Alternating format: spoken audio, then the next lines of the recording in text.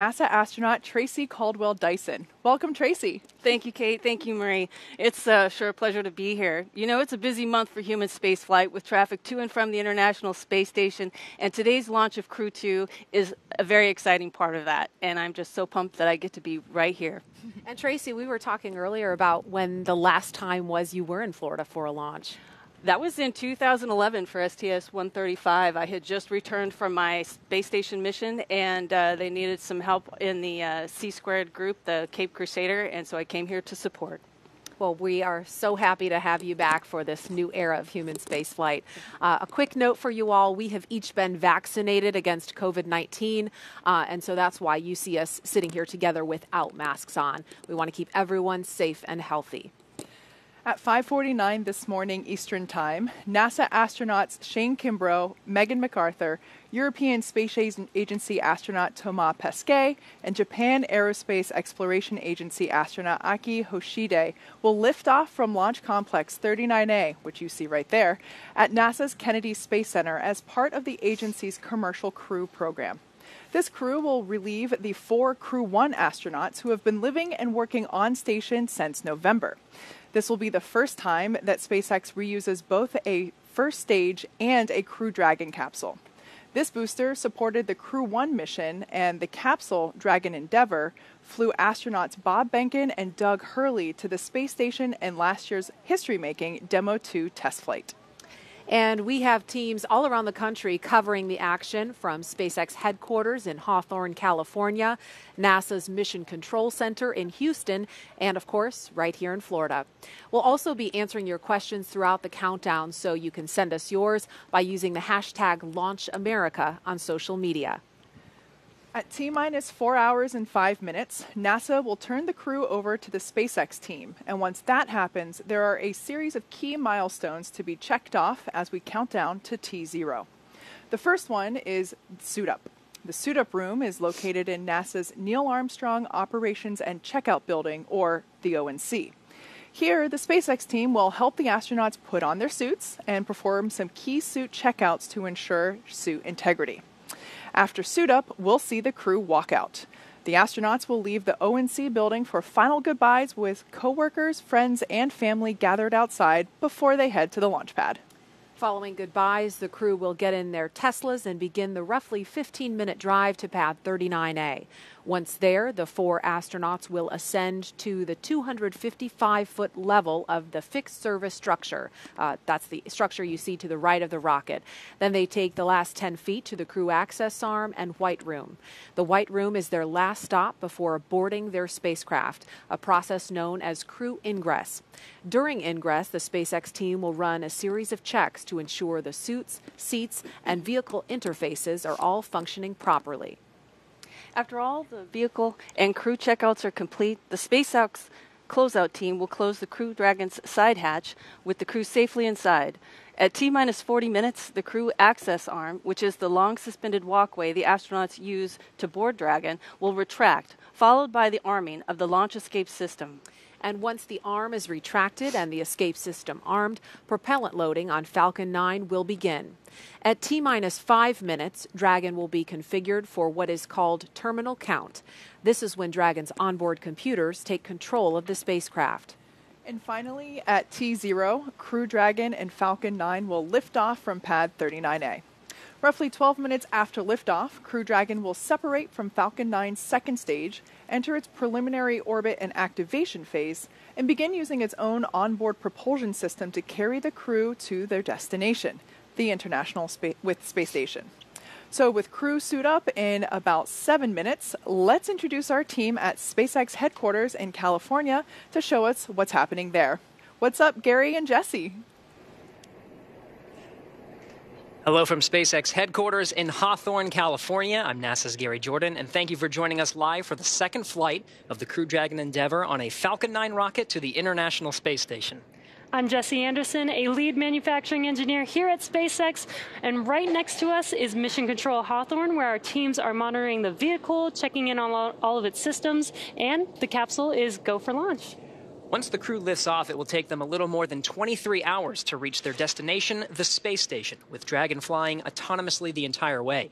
But the crew will have the ability to take manual control of Endeavour at any time if necessary. To help make sure the crew has a safe journey, our team in Mission Control will be monitoring their progress along the way.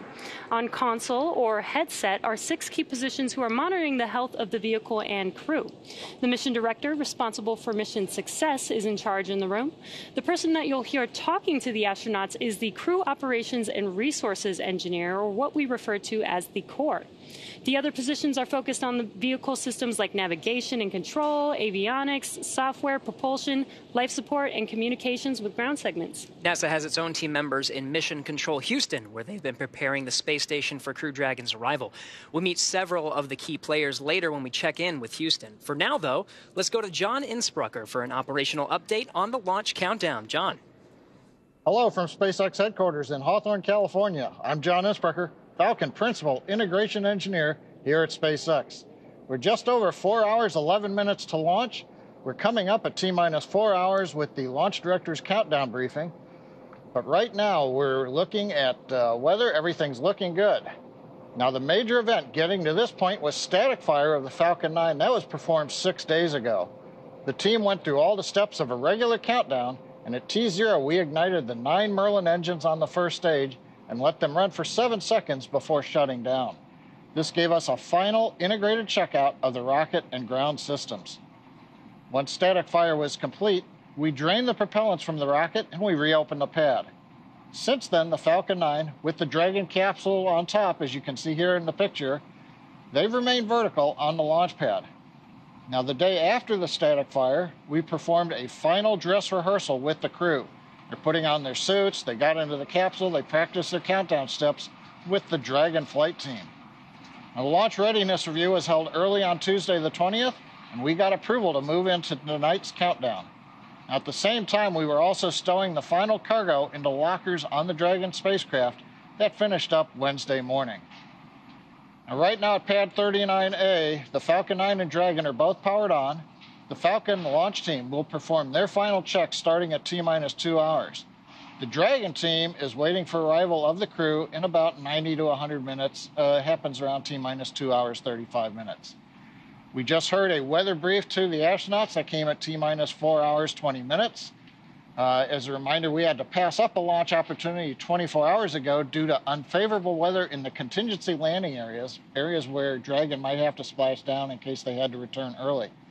The good news is the weather forecast both at the launch site and around the world looks good for launch early this morning from the Kennedy Space Center. Conditions continue to be go at Pad 39A.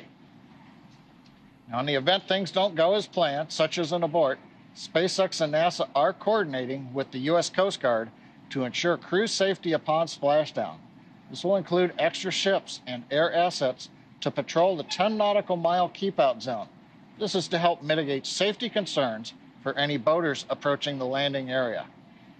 And as usual for Dragon flights, we have an instantaneous launch window.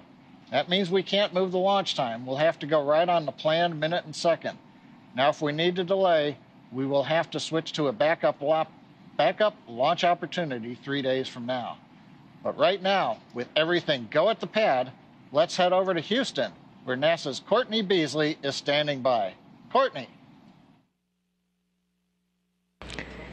Thanks, John, and welcome to Mission Control Houston. You're inside the International Space Station Flight Control Room in Houston, Texas at NASA's Johnson Space Center. Mission Control Houston is the nerve center for operating the International Space Station, working in tandem with our partner agencies and providers around the globe. Together, we've ensured the station is ready to welcome Crew-2 as the 4 astronauts arrive and join the current Expedition 65 crew. Leading the team inside the room right now is Flight Director Paul Konya, as the crew on board the station is just about 20 minutes away from waking up and preparing for their workday.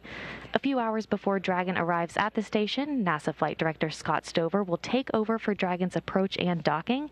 He'll lead the joint NASA-SpaceX go-no-goes once we're in joint operations with mission controllers here in Houston and in SpaceX in Hawthorne, working in sync to bring Crew Dragon to its new home in space.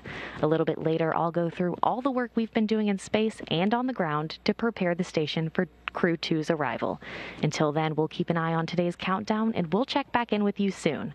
For now, let's head back to Tracy in Florida at the Kennedy Space Center for the latest launch preparations. Tracy? Thanks, Courtney. The astronauts will begin suiting up in a minute or so. They designed a logo for the mission. The determined expression of the Dragon reflects the strength of the team and their contribution to space exploration. The 5 large stars represent the 5 partner space agencies cooperating in the International Space Station program. We're proud to have representation from 3 of those partner agencies on this mission, with a JAXA and an ESA astronaut flying on Crew-2. And we had planned to launch on Earth Day yesterday, but of course the teams made a decision to waive off due to rough weather conditions in the ascent corridor, which would have made things just too dangerous in the event of an abort for both the astronauts and the rescue team in that scenario. But weather looking much, much better today. And at NASA, you know, we tend to think of every day as Earth Day because of the work we do on and off the planet we call home. We've all seen this iconic Earthrise image taken by Apollo 8 astronaut Bill Anders as he circled the moon all the way back in 1968. Here's how the Apollo 8 crew remembers the impact of this view. I think it was Bill, too, who said, look, we went all the way to the moon to discover the Earth.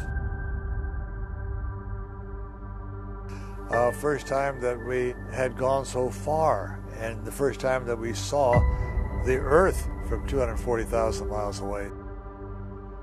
I think it gave us a sense of we better do our best to take care of this little blue marble that we have. The vast loneliness up here on the moon is awe-inspiring. It makes you realize just what you have back there on Earth. The Earth from here is a grand oasis of the big vastness of space. I think Earthrise will go down in history as an iconic first real view of our home planet, which is very fragile and very delicate. 1970. And this year's Earth Day theme is Connected by Earth. We have a little guest with us. You may remember this is Little Earth, famously known for his trip on the Demo 1 test flight back in, I think it was 2019 now. It seems like it was forever ago. He caught a ride with Ripley. Yes. So he was the gravity indicator on the Demo 1 uncrewed test flight, and Anne McLean and the other crew aboard the space station took great care of him while he was flying in orbit for that mission. So we're excited to have him as a special guest today as a nod to Earth Day. And we also have a view of the actual spacesuits worn by NASA astronauts Bob Behnken and Doug Hurley during the Demo 2 test flight last year. That's a view from the pre-launch news conference Tuesday morning. You can see the briefers, and on either side of them in the background, that is Bob Behnken's spacesuit on the left and Doug Hurley's on the right. And so they are here in Florida, especially for this mission, to pay homage to all of the accomplishments that the NASA and SpaceX teams have done together in the last 10 years of the Commercial Crew program. And so we are super excited to see the next crew of 4 suit up in their own custom-made suits momentarily. Yeah, we're looking forward to getting live views inside the ONC suit-up room momentarily. But while we have a great shot of the rocket out at Pad 39A, something I want to point out, as I mentioned earlier, this is the first time that we are reusing a booster for a crewed flight. And it's also the first time that we are reusing a Dragon capsule. But you can actually see the soot from the previous mission, which was the Crew-1 mission, that this booster was utilized for. So if you're wondering why this particular rocket is not quite as white and shiny as other ones you may have seen, that's because this one is flight proven. It's already been to space and back. And you can't probably see it from this view, but the crew for this mission actually signed their initials in the soot of that first stage booster. They had a chance to do that after they arrived here at Kennedy last Friday, so that was pretty cool to see. And Thomas was saying that they think they started a new tradition for these reused boosters for crew. And that is an up-close look at the Crew Dragon capsule and the crew access arm extended out to the right. That is the hallway that the astronauts will walk down once they make their way to the pad a little bit later this morning. Again, we are just standing by to get our first live look inside the suit-up room, inside the Neil Armstrong Operations and Checkout Building here at NASA's Kennedy Space Center at T-minus 4 hours, 2 minutes, 20 seconds, and counting until liftoff. And a note about the weather, it is a really calm, peaceful, quiet morning here on Florida Space Coast. Yesterday morning was much the same way for us here on the ground, and a lot of people were wondering, why did they wave off the launch on such a beautiful Florida morning? And it wasn't the conditions at the launch site, it was the conditions along the ascent corridor, because if the crew has to abort at any point along that flight path, the conditions have to be safe or low risk enough for a rescue operation to take place in the Atlantic. And so conditions in the Atlantic were just too risky, so the teams made the right call. If they had attempted yesterday, everyone agreed that they would have had to scrub. And the conditions look much better today. The last I heard that there was only a 5% probability of violation, which means we're 95% go for launch today. So we're very excited about that weather news. That's pretty good for Florida standards, 95% favorability. That's pretty great. Yeah, and it's much better odds than the first time Endeavour liftoff in May of last year with Bob Behnken and Doug Hurley. I believe for Crew 1 we were about 80% favorable for that launch as well. But yeah, you're absolutely right. We did have to scrub for that, basically the downstream weather, but unfortunately, that's, and there we have our first look inside the suit-up room at the Neil Armstrong O&C building. We can see the astronauts have gotten into their suits and are now working with SpaceX suit technicians and the closeout team, SpaceX suit closeouts for doing checks on the umbilicals for, it looks like they're getting ready to get into their chairs. Tracy, looking at this room, I'm sure it brings back memories. It does. It brings back too many. I don't have enough time to talk about it all. But yeah, this is such a historic room that anyone who walks in it, whether you're an astronaut or not, you just feel like you're catapulted in time to a period where this all began. Mm-hmm. And there's a view of Megan MacArthur being helped by the suit technicians. She happens to be the wife of Bob Behnken, and she's going to be flying in the same spacecraft in the same suit, the same seat as her husband in the pilot seat. But of course, she's got her own custom-made suit on. Yep, all of these suits were designed in-house at SpaceX. We took safety, comfort, and style all into account. I absolutely love the way that these turned out. And we have heard from crew members that they are really comfortable. So what we see going on here with earlier Megan, they were basically just making sure that everything was comfortable and everything was zipped up. And what we see, I can't quite tell who's in that chair there, but they're basically sitting in a mock-up of the Crew Dragon capsule. And that's our commander, Shane Kimbrough. And he's basically sitting in a mock-up of the chair that he will be seated in inside Crew Dragon.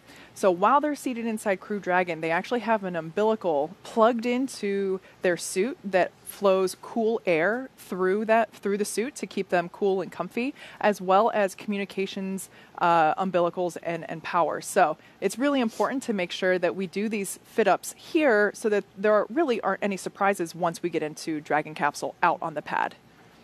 And the helmets that they're wearing are also custom printed using 3D printing technology. So that's a really exciting technological advancement since the shuttle days. In the room shot we saw just a minute ago, and there's Megan MacArthur getting helped into her gloves in her spacesuit. But we saw, if we could take the wide shot of that room, we saw another astronaut. There it was in the foreground, number 38. That's Jessica Meir. She is a member of the pad closeout team. So we'll see her here in the suit up room, and she'll also be headed to the white room a little later to provide crew support. Yeah, that role for the astronaut is also pretty historic. We've had a group of astronauts in the shuttle days come down and support shuttle crews, basically pre-flight the orbiter and get it ready to go. Before that, in the Apollo days, that's where it all started with our astronaut support personnel, and it's nice to see that tradition continue, having an astronaut there to help support. We can also see the red recliners from the shuttle days kind of in the top right corner off in the background. So they did keep those chairs around, but it's really nice for the crew to have actual mock-ups of the seats that they're going to be inside the spacecraft so they can do all that kind of fine-tuning in the room before they go get into the actual seats inside the spacecraft. Yeah, I always like to say we kept the history, we just relocated it. Like I said, yeah, this is an integral part of launch day is doing these initial suit checkouts in the mock-up Dragon seats, but yeah, you can even see the corner of one of those maroon chairs in the upper right-hand corner there. So yeah, those are the same recliners that the astronauts used during the shuttle days to do basically the same process that's going on now. And there's a close-up. We just lost view of him, but that's Aki Hoshide having a laugh with some of the suit technicians. This is the LD on countdown 1 with the T-minus 4-hour situational awareness briefing. We are currently counting down to a T0 of 9:49:02 UTC, 5:49:02 local, with an instantaneous window. The crew has started suit donning and leak checks in preparation to begin ingress activities. The advanced team is currently on the way to the pad to open the side hatch and prepare for crew arrival. Vehicle gases are at MEOP, FTS checkouts are complete, and Dragon prop tanks are pressed. F9 is not working any issues at this time.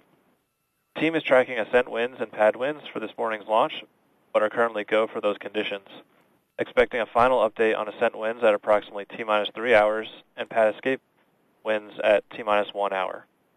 Falcon 9 launch and recovery weather is not tracking any constraints at this time. In the event of a scrub, the next available launch attempt will be Monday, April 26th. Procedure 52.911 is open in the event of any crew contingency from crew ingress through launch. As a reminder, the launch escape system will be armed prior to propellant load today. Fire Room 4 will go into lockdown at T-minus 45 minutes and last until after spacecraft separation, where the launch escape system is disarmed. All personnel are requested to stay in their locations until lockdown is complete. CE, do you have a report on F9 health?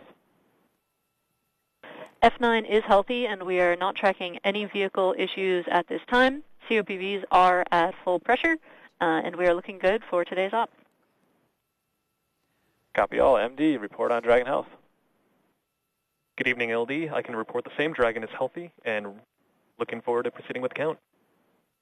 All right, great news. This will conclude the T-minus 4-hour situational brief unless there are any further questions. All right, all good news there from SpaceX Launch Director Frank Messina and SpaceX Chief Engineer Emma France. Everything sounds like we are on track and looking really good for our on-time liftoff today for this Crew-2 mission. And just a quick note about those call-outs. Sometimes they may happen a little bit ahead of schedule from what we have on paper. And so we might be in mid-sentence, and we'll do our best to just stop talking so that you don't miss that traffic on the nets. But moving right along, this is the second rotational crew to fly on a commercial spacecraft, and they bring a diverse set of experiences to today's flight. Crew Dragon Commander Shane Kimbrough, sitting there, will be making his third trip to space. He was born in Killeen, Texas, and raised in Atlanta. He was selected as an astronaut in 2004. Kimbrough is a retired U.S. Army colonel and holds degrees in aerospace engineering and operations research. He first launched aboard the Space Shuttle Endeavour on STS-126, then aboard a Russian Soyuz spacecraft for expeditions 4950. Kimbrough has spent a total of 189 days in space and performed 6 spacewalks. Pilot Megan MacArthur will be making her second trip to space, but her first one to the space station. She was born in Honolulu, but considers California her home state. NASA selected MacArthur as an astronaut in 2000. She holds degrees in aerospace engineering and oceanography. MacArthur served as mission specialist aboard Space Shuttle Atlantis on STS-125, the final servicing mission of the Hubble Space Telescope in 2009. She operated the shuttle's robotic arm over the course of 12 days and 21 hours, capturing the telescope and maneuvering crew members throughout the 5 spacewalks to upgrade Hubble's science instruments, along with removal and replacement of other components to lengthen the telescope's life. Hubble continues to operate to this day, providing scientists the opportunity to make more and more deep space discoveries. Mission specialist Aki Hoshide is suiting up for his 3rd space flight today. Born in Tokyo, Hoshide was selected as an astronaut in 1999 by the National Space Development Agency of Japan, known today as JAXA. Hoshide earned degrees in aerospace engineering and mechanical engineering. He flew on STS-124 aboard the Space Shuttle Discovery to deliver and install Japan's science laboratory Kibo. He also flew aboard the Russian Soyuz on Expedition 32 and 33 for a 124-day visit to the space station. In 2014, he also served as commander of the 18th NASA Extreme Environment Mission Operation, an underwater expedition at the National Oceanic and Atmospheric Administration's Aquarius habitat off Florida Keys' Largo coast. And mission specialist Thomas Pesquet will be making his 2nd trip to space. Born in Rouen, France, Pesquet was selected by ESA as an astronaut in 2009. He has a degree in spacecraft design and control and more than 2,300 hours as a commercial airline pilot. Pesquet first flew to space on the Russian Soyuz as a flight engineer for Expeditions 50 and 51. In that time, he worked on more than 50 different experiments and performed 2 spacewalks to maintain the space station with Kimbrough. He has logged 197 days in space. Pesquet will be the first European astronaut to fly in Crew Dragon, and it will be the first time a European has launched from American soil in more than a decade.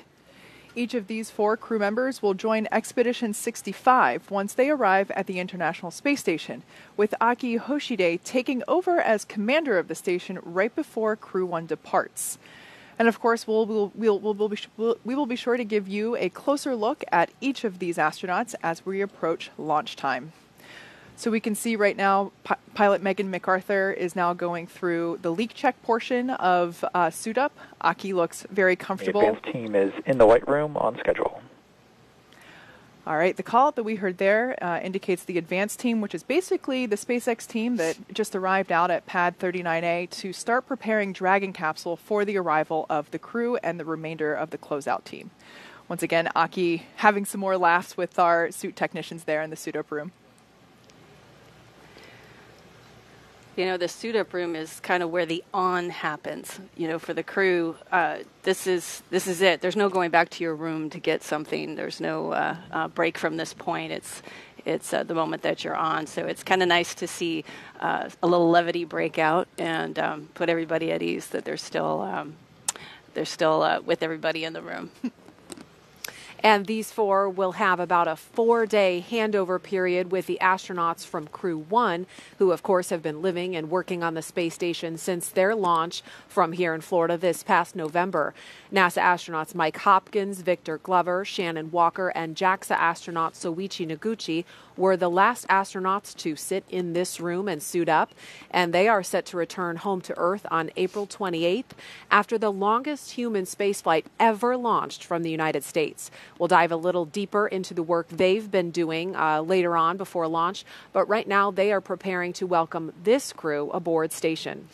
The Crew-2 astronauts will also be arriving at the space station in the exact same capsule that first flew NASA astronauts Bob Behnken and Doug Hurley back in May of 2020. After that mission splashed down last summer, SpaceX refurbished the Crew Dragon Endeavour specifically for today's flight. The Falcon 9 launching today is also using a flight-proven hardware. It is the same booster flown on Crew 1. So this crew is about to fly on both a flight-proven spacecraft and rocket, which I personally think is pretty cool.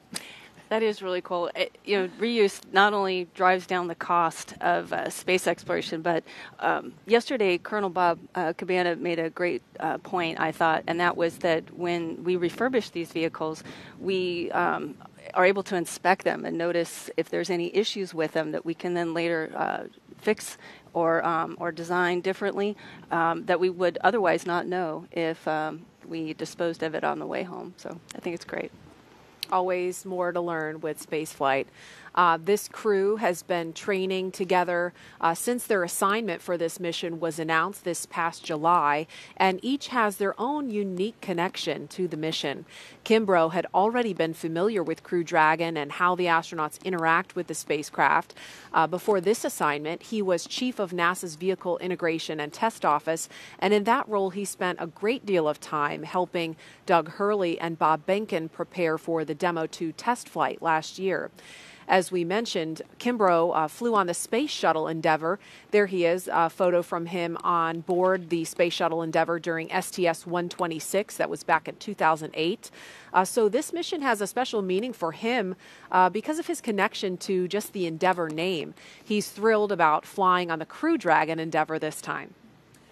And MacArthur also came into her role with a unique perspective. As we mentioned earlier, Bob Behnken is her husband, so she's getting ready to make the same journey he did nearly 1 year ago in the same seat and role of pilot aboard Crew Dragon Endeavour. And of course, he will be the one seeing her off today. As for Pesquet and Hoshide, during their previous trips to the International Space Station, they both saw Cargo Dragon up close and personal.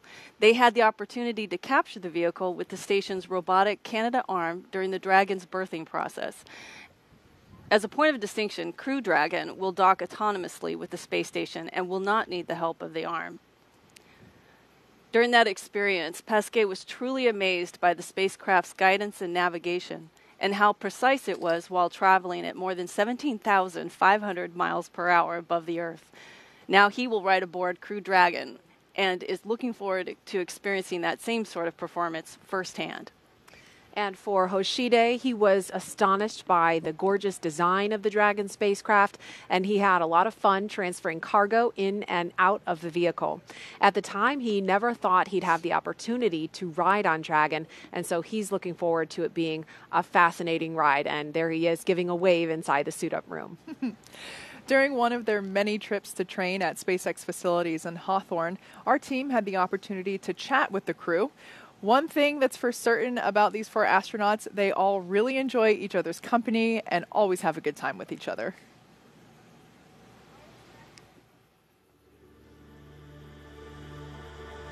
My fellow astronauts on this crew are incredible. I mean, all 3 of these folks are incredibly brilliant, incredibly competent, so it really makes it easy for me, being the commander of the Dragon, to have these folks on board and for us to be successful. Aki's very resourceful, always in a good mood, which is hugely important for a long-term mission. Megan, she's super smart. She knows NASA inside out. And for Shane, I think what I appreciate the most is his leadership. He's got a great leadership that the man makes you want to follow him into battle just by setting a great example. So I'm looking forward to spending time with those 3 on the space station. Thomas, who I'm flying together with this time. He's very talented, he's a good guy, but most of all, I love his dancing. He's a great dancer. You can ask him, hey, Aki said you're a good dancer, can you dance for us? So my crewmates are so much fun. The sense of humor that we all share, you know, the banter that goes around the group is really, really fun. And you might think, you know, interacting with some of them individually that they're kind of quiet, but they're all individually very funny and very fun to be around. It's like a family now. You know, we joke around a lot. We have fun together, and when we need to be serious, we do get serious. I like this teamwork, but most of all, I like the relationship with each other. To be able to laugh about things and your mistakes and the things that you do well, and just enjoy each other. So we have a very compatible crew. I'm very blessed to be on a crew like this with Thomas, Aki, and Megan.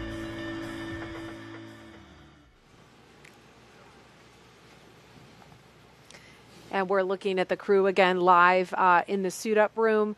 They had a little bit of downtime yesterday with the wave off because of the weather. I think we have a photo that Thomas posted recently. There they are, sitting on the beach. Oh, what a fantastic moment of levity for those guys. I've said it before, these are some of the best personalities in our corps today, and it's fun to watch them launch. It's also fun to watch them relax just before their big mission. Yes, and now it's all business. Suit donning and checkouts complete on schedule. So we just heard the call that suit donning and checkouts are complete at T-minus 3 hours and 42 minutes. Let's go over to John Innsbrucker in Hawthorne for an update. John? Thanks, Marie. We're just inside, as she said, 3 hours, 43 minutes. All continues to go well for this morning's launch as we watch suit up finishing. We just heard the call out, side hatch is open. The advanced team is waiting for the astronauts up in pad 39A. Now to get to this point, we began clearing the launch pad of people at T-minus 8 hours. The team began clearing the hazard area around pad 39A at T-minus 5 hours. The only folks remaining on the pad right now are the ones who are needed for ingress of the astronauts. As I mentioned, they have entered the pad and they are waiting for the crew. And we'll be covering crew arrival at the pad and entry into the spacecraft. At the launch pad, Falcon 9 is powered on. Engine and stage checkouts were performed several hours ago. We're currently monitoring telemetry. We're pressurizing gas storage vessels on the first and second stages. A little while ago, we heard the T-minus 4 hour briefing by the SpaceX launch director. The good news is there's nothing significant to report on the rocket. Now, on top of the Falcon 9, Dragon spacecraft is ready for the crew. Functional checkouts were performed in preparation for the crew's upcoming arrival. Most recently, a little under an hour ago, the Dragon propellant system was pressurized to final flight pressure. And currently, all spacecraft systems are go. The launch range is ready to support. They're working no issues at this time. The weather continues to be go for launch, and as we heard in the countdown brief, we'll be listening for pad winds at the T-minus 3 hour, T-minus 1 hour marks. But right now, we're anticipating acceptable weather for launch. So things are looking good with both Falcon and Dragon. The weather's cooperating as we count down to liftoff. As we get ready for the crew to walk out, let's go back to our team at Kennedy Space Center. All right, thanks, John. It's now T-minus 3 hours, 40 minutes here at Kennedy Space Center in Florida. The crew woke up right after about 11:05. I guess it was last night now because it's now Friday morning. And they listened to a weather brief, which we've heard the weather is looking great. They had breakfast, and we have been watching the suit techs from SpaceX fit each crew member into their own custom-made spacesuit inside the astronaut crew quarters. And in a few minutes, at T-minus 3 hours and 25 minutes, the crew will be making their way out of this famed suit-up room, down the hall, into an elevator, down to the first floor, and then finally outside to be greeted by their families and a small group of well-wishers before they head out to the pad. There are 3 Teslas waiting to drive the crew out to Launch Complex 39A. Riding in the first car, we'll have the spacecraft closeout lead and a couple of suit techs. In the second Tesla, we will have Shane and Megan, and they'll be sharing a ride with our flight surgeon. And in the third vehicle will be Aki and Thomas and another closeout lead. Of course, we're going to try and follow the convoy live every step of the way. It is the middle of the night/morning, so there we could see the Teslas awaiting the crew to take them to the pad. But we will try to bring you as close as possible to the crew without actually being inside the car with them. Tracy, what's it like for you seeing the crew here in these moments before they walk out and remembering what your experience was like? Like I said, this is the moment where the on gets turned on, and you're looking at your crewmates, and you know you're going to be doing something pretty exciting here. But there's it seems like a long way to go before liftoff because there's a lot of milestones to meet. And a lot of coordination that has to happen. So you're kind of in this meta state of excitement and focus. We have another guest close by for launch today who looks forward to the day when she may be also suiting up in this room. Let's go to NASA's Jasmine Hopkins at the Operations Support Building 2 to meet this guest. Jasmine? Thanks, Marie. We've seen astronauts suit up at the ONC since the Apollo days. What we don't often see is the hard work that it took to get there. I'm Jasmine Hopkins with NASA Communications, and joining me now to talk about the journey to becoming an astronaut is Jasmine Mugbelly. Thanks so much for being here today. Absolutely. Thank you, Jasmine. Absolutely. We are so glad to have you here. So you were selected to be an astronaut in 2017. Can you tell us how competitive is that process? Yes, so it was very competitive. The year I applied, there were over 18,000 applicants. And I remember going through the selection process and meeting some of the other candidates who had applied. And it was then that I was sure I wouldn't be selected because they were all so incredible. And so, I feel incredibly lucky to be here. I'm sure there was something that made you stand out against the crowd. We know there's a lot that goes into being an astronaut. So can you tell us any of those specific requirements that got you where you are? Yeah, so we do generally look for people with STEM backgrounds, but what I like to tell people is it doesn't matter so much what you do as opposed to why you do it and how you do it. I think it's really important for people to do something that they feel passionate about and that they love. And, as for the how, you should try to excel at it and you should do your best at it. And that doesn't mean you won't fail along the way. You probably should fail. That means you're pushing yourself. But if you look at our astronaut office, we have many different backgrounds. You have chemists, you have pilots, you have submariners, teachers, doctors, so all sorts of backgrounds. Right. No, it definitely takes a lot to make up that team. And you now have 2 years of astronaut training under your belt, and you're awaiting assignment to your first flight. So can you tell us what that process is like? For the training? No, how do you know when you get assigned to your first flight? Sure, absolutely. So, I've never been behind the scenes for the actual selections for assignments, but I know a lot goes into it. In one, of course, who fits the requirements for this mission, putting together it's not just a single person, but a whole crew that works together and has all the things they need to accomplish that mission. If you're talking about we need to do spacewalks to maintain the space station. What teams do we have to do that? If we're talking about going to the moon, maybe you want a geologist on that flight, someone who can land the vehicle. So it definitely plays into how the whole crew works together and meets the requirements for that mission. Right. Well, we are definitely looking forward to when you get assigned to that first flight. I know that today is a big day for all of us, but how eager are you to see yourself in that suit-up room? Yeah, just, watching this today,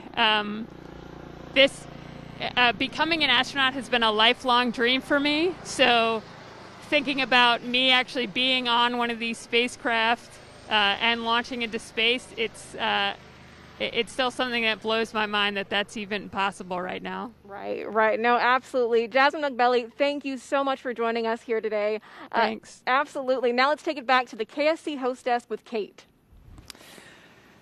Thanks, Jasmine. As you can see, we here in our in the suit-up room at the Neil Armstrong ONC building, we have a couple of VIP visitors greeting the crew as they are awaiting, and now they're departing. And it looks like we have a couple last, probably photo opportunities prior to the crew walks out. Now, one thing I do want to point out, that specifically for the folks wearing these black flight suits, this is the suit-up team, and partially will be the closeout team for the astronauts.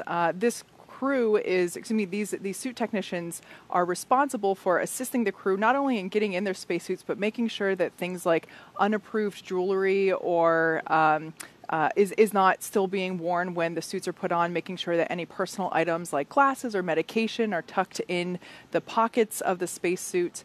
Basically just making sure that those personal items are in the appropriate places.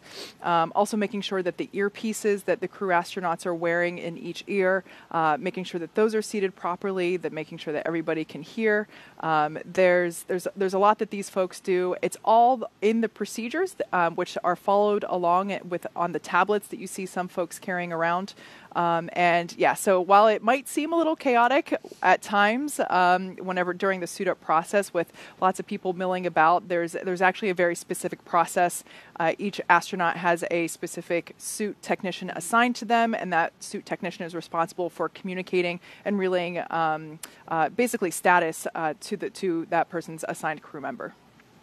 And I do want to mention the visitors that we saw a few minutes ago, and they were just departing after the interview with Jasmine. But that was Elon Musk of SpaceX in the room, and also NASA Acting Administrator Steve Jerzik in the room to have some private words with the crew. You may also have noticed that we don't hear ambient sound. We don't have audio from inside this room, and that is by design to give the crew, the suit technicians, and the visitors in there some privacy before they go out to the pad.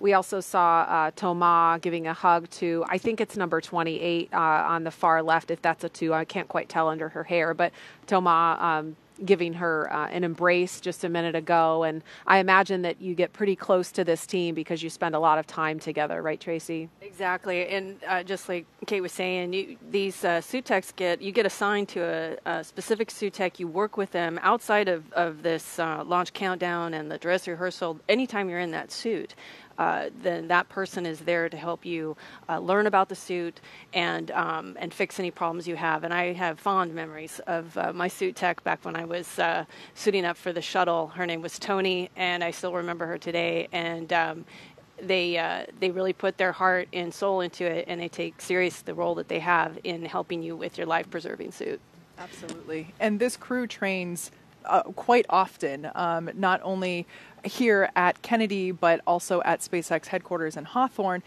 We have Dragon capsule simulators, not only for the displays, but also physically getting in and out, getting buckled into your seat, all of that. The crew rehearses tens of times with the SpaceX team and the NASA team.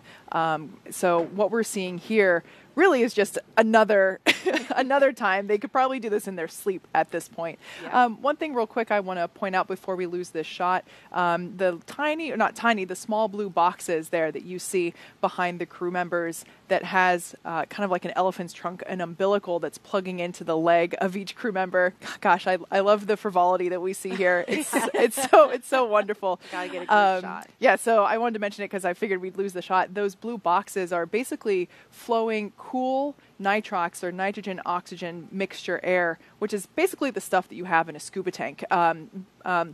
We're trying to keep the astronauts cool while they're in their suits. While they're moving around, it can get a little warm, and we want to keep them comfortable until they are seated in their seat inside Crew Dragon. So that's what those small boxes are, and they will have those along with them inside the Teslas during the ride out as well.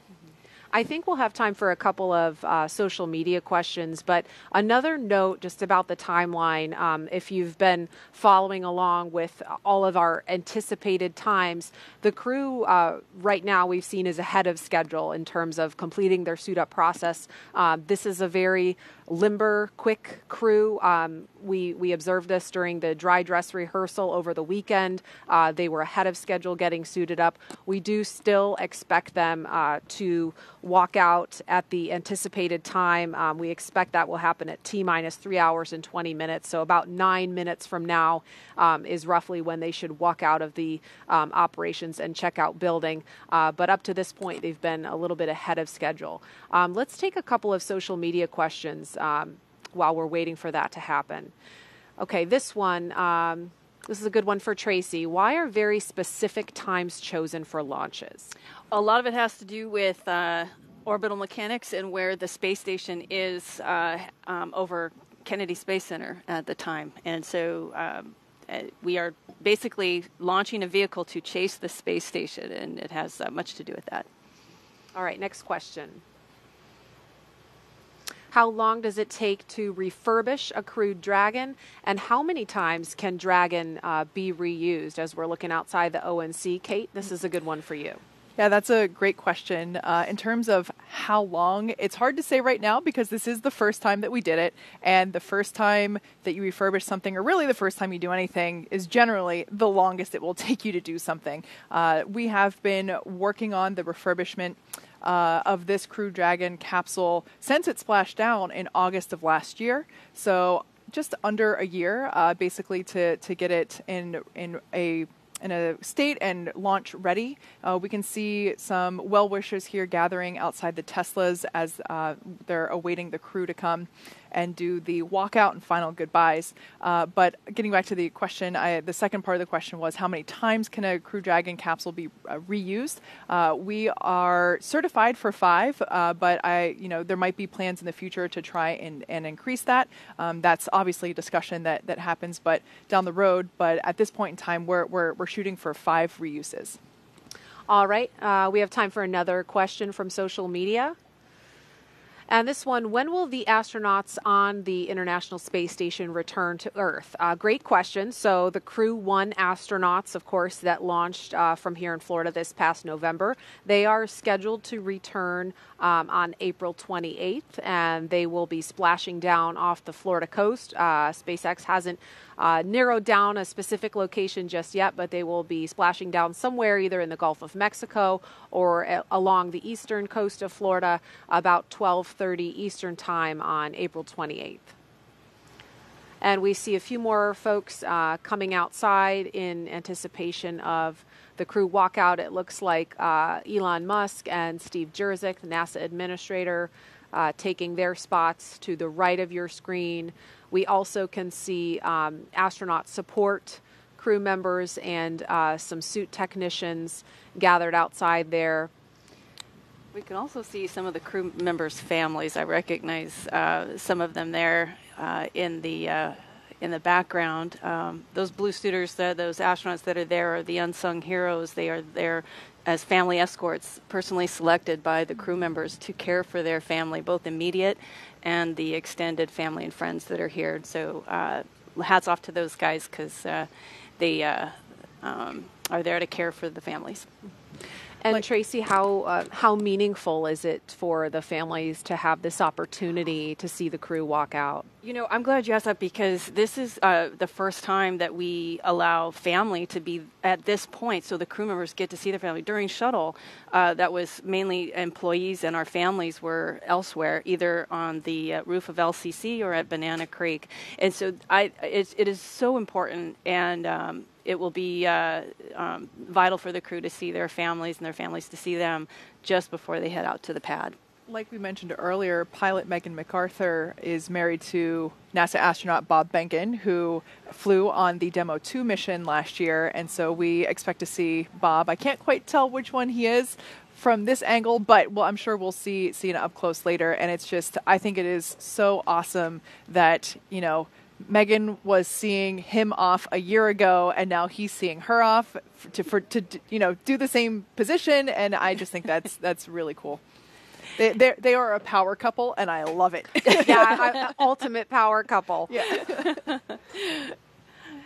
And Tracy, I remember you saying, we were talking about this earlier, and that it's the harder job of the family member to say goodbye to their astronaut when it's their day to fly. Oh, yeah. I'm sure Bob is keeping it together on the outside, but inside he's way more nervous, I bet, today than he was on the day he was sitting on that seat on the launch pad. Just a guess. And so it is T-minus 3 hours, 24 minutes and counting. And any moment now, we expect to see the crew leave the room and start walking down the hallway. We'll see them get into an elevator, and here is a shot of the elevator. So, the hallway. And so where those, that is Joe Acaba to the left. And Jessica Watkins, one of our newer astronauts there. They both are part of the VIT team, the Vehicle Integration and Test team office. And we'll see the crew walk out. There's a doorway to the left of your screen where Joe and Jessica are facing. And we'll see the crew walk out of that doorway and come straight down towards where the camera is pointing any moment now. And here they come. There they are. Commander Shane Kimbrough, pilot Megan MacArthur in the front. Megan blowing kisses. Thomas and Aki ready for their ride to the space station. And inside the elevator there is a poster you can see in the background. It has the signatures of folks who have worked on this mission. So this is the first of 2 elevator rides that these guys will be partaking in today. The second, of course, being the elevator ride to almost the top of the structure next to the launch pad. And we will see the crew walk out in just a moment, but first we want to hear a performance of America the Beautiful by preeminent jazz and classical saxophonist, composer, band leader, and 3-time Grammy winner Branford Marsalis. Crew walkout in progress on schedule.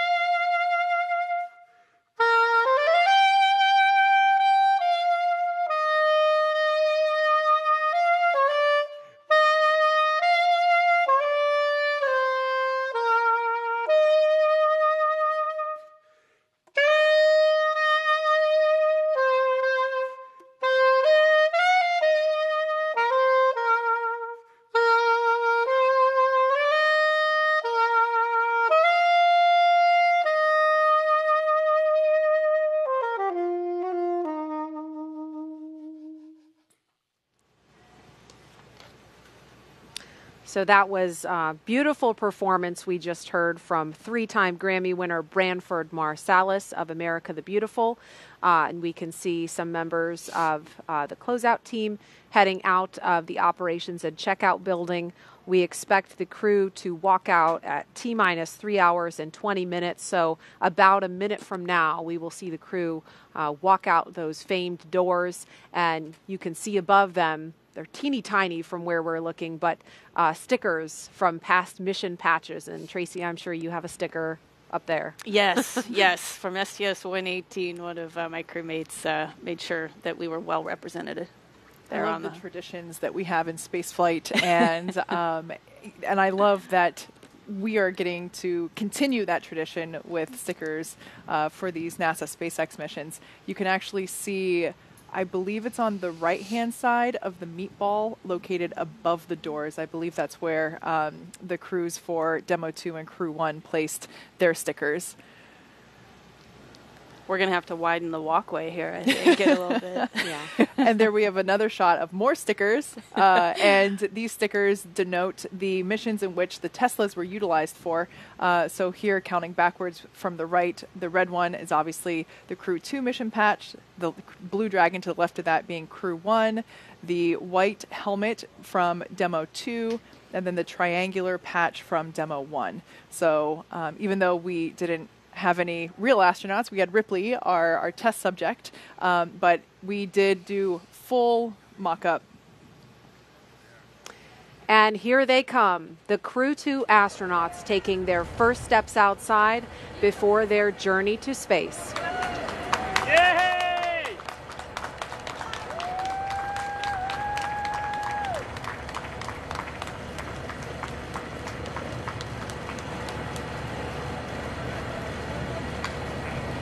I love this moment. They're now going to have the opportunity to wave goodbye from a safe distance. The distance is normal protocol for spaceflight. This is not a result of the COVID-19 pandemic. This would be in place even if we didn't have that situation going on. But I love this moment. It's a wonderful opportunity to see the astronauts get some final farewells from their friends and family members.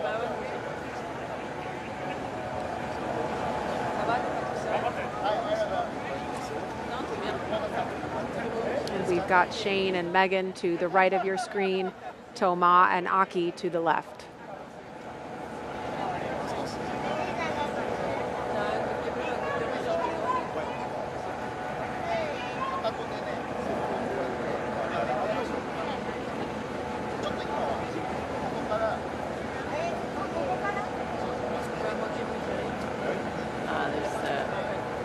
Shane's wife. Shane and his wife posing for a socially distanced photo. Yes. And it looks like Bob Benkin is there in a blue polo with the son of he and Megan MacArthur.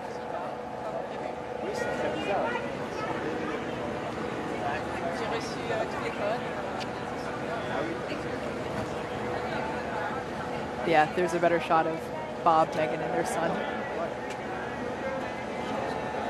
What an experience as their son to do this twice. Get to see dad and mom go to space. He's going to think this is normal the way all kids experience. And you can see on the license plate of that Tesla, recycle. You can't see it from this shot, but the other two Teslas in this convoy have reduce and reuse. Oh, wow. Mm-hmm. So the first one is reduce, the second one is reuse, and this one is recycle. A nod there again to Earth Day, the originally planned date for launch.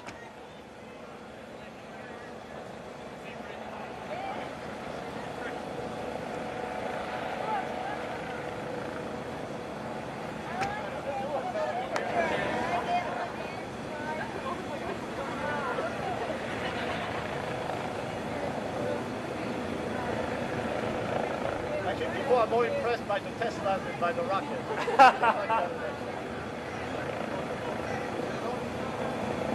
And we see those Tesla doors starting to close now.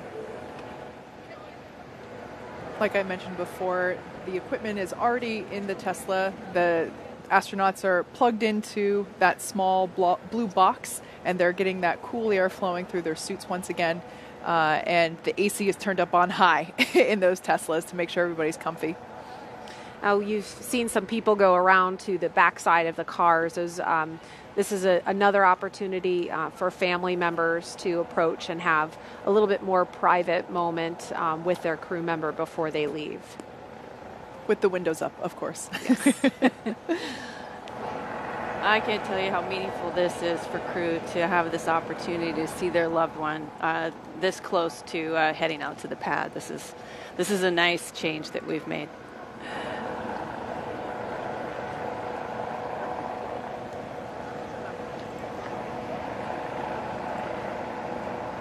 And this is the car carrying Shane Kimbrough on the right rear passenger side, and Megan MacArthur is on the left rear passenger side. And then this the third Tesla in the convoy here with the recycle license plate has Thomas sitting on the back rear side and Aki sitting on the left rear side.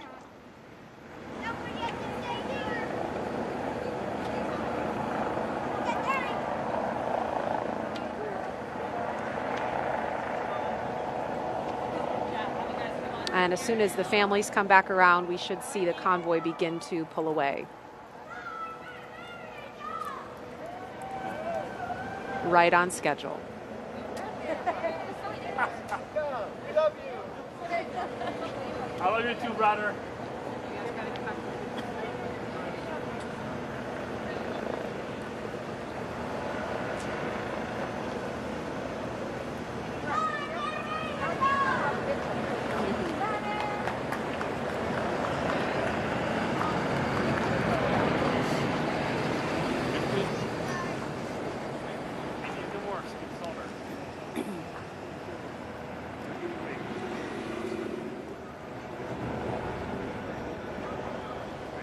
ONC departure on schedule. All right, so we just heard that announcement that the crew has departed the operations and checkout building on schedule. They are now on their way to Launch Complex 39A, scheduled to lift off at 5:49 a.m. Eastern Time this morning. It will be about a 15-minute drive with a full security escort across NASA's Kennedy Space Center and out to the launch pad. And as we follow the convoy, we'd like to share some words from the teams working so hard day and night to get this crew to the International Space Station. Wishing Crew-2 good luck and a safe trip. Good luck, Shane, Megan, Aki, and Thomas. Go Crew-2! Go Crew!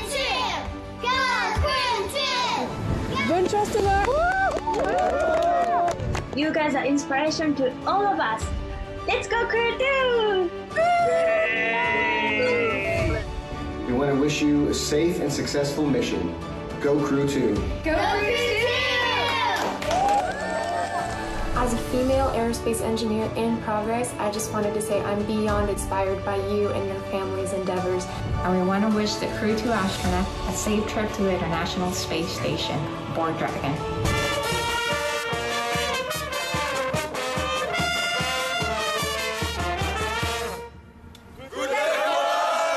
Hey Crew-2, looking forward to watching you guys launch today. The screens behind me should look familiar. I'm looking forward to getting to see you guys use it for real.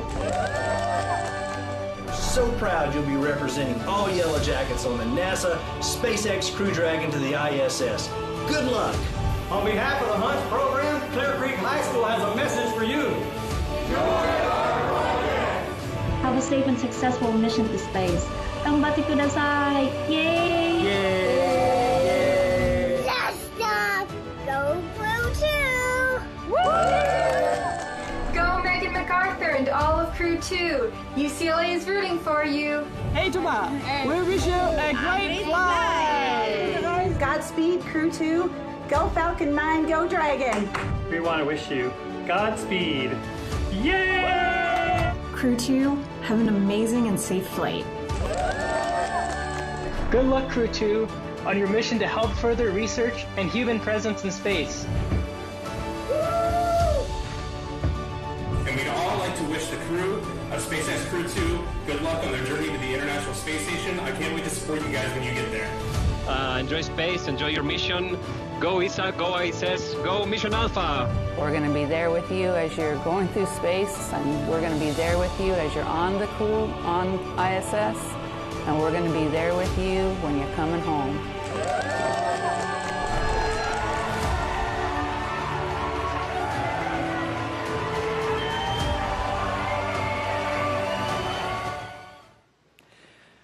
So the convoy will be making their way just behind us here at the press site. But for right now, a closer look at the Crew-2 spacecraft commander riding in this convoy. Here is two-time spaceflight veteran NASA astronaut Shane Kimbrough.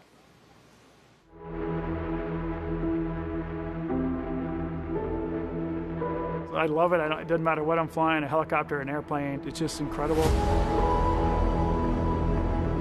The views we get are great, the sensations you have. Helicopter flying to me is really a lot of fun because generally we're down in the trees. It's very challenging, and now learning to fly jets around here at NASA has been pretty incredible too. Had to hang up the helicopter keys, but pulled out some jet keys, and it's pretty nice.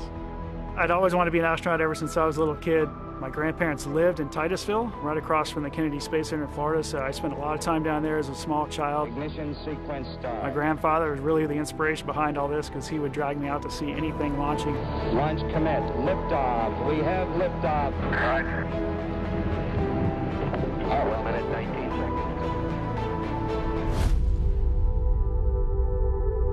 For whatever reason, it kind of stuck in my blood. The ironic thing is when I decided to go to West Point, I figured that my dream of being an astronaut was gone, so I kind of gave up on it because I didn't realize you could be in the Army and be an astronaut, but turns out you can. So back in 2008, I flew on STS-126. We were kind of a resupply mission. So they called our mission actually the Extreme Home Makeover Mission for the space station. We got a chance to bring up new bedrooms, a new bathroom, a new kitchen, a new gym, really outfit the station to be able to support more than 3 crew members. So that was pretty cool to be part of that. And then to go back a few years later in 2016 and 2017 when I flew on the Soyuz. That was an incredible time up there. The long duration piece is obviously a lot different than the shuttle couple-week mission. There's a different cadence, a different rhythm you have to get into, more of a marathon pace versus a sprint pace. Space shuttle for me was you're kind of rocking and rolling for the first couple minutes while the solid rocket boosters are on, and then it smooths out and it's pure acceleration.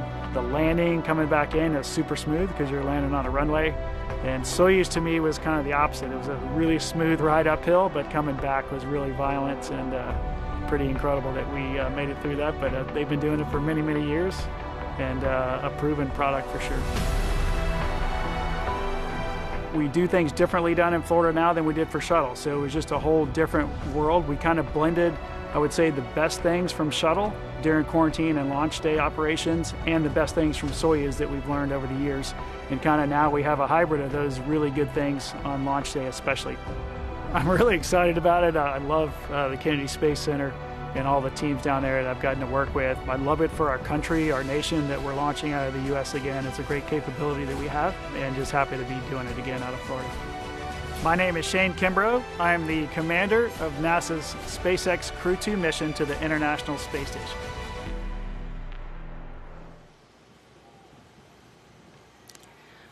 Riding in the same car as Kimbrough is Crew Dragon pilot and NASA astronaut Megan McArthur. She's about to embark on her second space flight, and this will be her first trip to the International Space Station. My name is Megan McArthur. I'm the pilot for NASA's SpaceX Crew-2 mission to the International Space Station. I first thought of becoming an astronaut when I was in high school. So my dad was a Navy pilot, and so I first thought, well, I'd love to be a pilot. We lived at Moffett Field Naval Air Station, which was connected with Ames Research Center. There we'd hear the wind tunnels going, you know, at all hours of the day and night. And also it's where shuttle astronauts would come to do their landing and rollout training. And so I would see them, you know, come in their T-38 jets and get out in their spiffy blue flight suits and walk in to do their training. And I thought, well, that looks like fun. How do I get that job? And I knew that it was a long shot, right? But I also knew that I wanted to be a part of something like that, right? A part of this bigger thing of exploration. And then I kind of took this left turn into oceanography, but really it's all about exploration. We're not better equipped to survive underwater, you know, any better than we are in outer space. And so we need technology to help us explore those areas. So how do we do those things? You know, we can send rovers, we can send people, you know, we have to build the right kind of machines to support that. And so there's a lot of parallels. From graduate school in oceanography, I always had this idea in the back of my mind, and I went ahead and applied, and I got really lucky. Every launch experience is very unique to the individual. You know, we climbed aboard and there's that period of waiting, and you actually get a little bit uncomfortable. You know, your body starts to cramp up and you're ready to go. And then when the actual launch goes, it's indescribable. It's so much energy. You are moving so fast. One of my main focuses was capturing this free-flying vehicle, the Hubble Space Telescope. The really complicated spacewalks that were planned out, 5 spacewalks back to back to back. So it was just this tremendous rush of activity for really 11 days until we were ready to let the telescope go. 3, 2, 1, release. And back and away. Clear the antenna. We dream these amazing dreams, we have these huge goals, and we're going to be successful when we work on them together.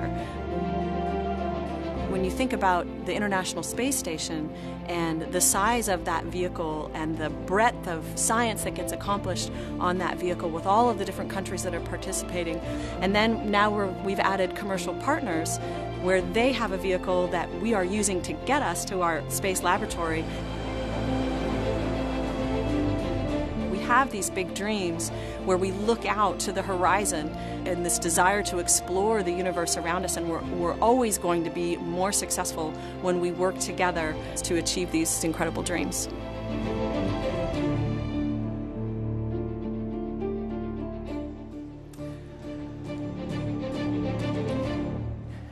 So there's the convoy there on your screen. They just passed behind us just moments ago, on their way to pad 39A. Now, if you're wondering what the crew is listening to, first let's look at this Twitter comment. It's so cool seeing Bob see his wife off for this mission. Crew-2 almost a year after she did the same for him for Demo 2.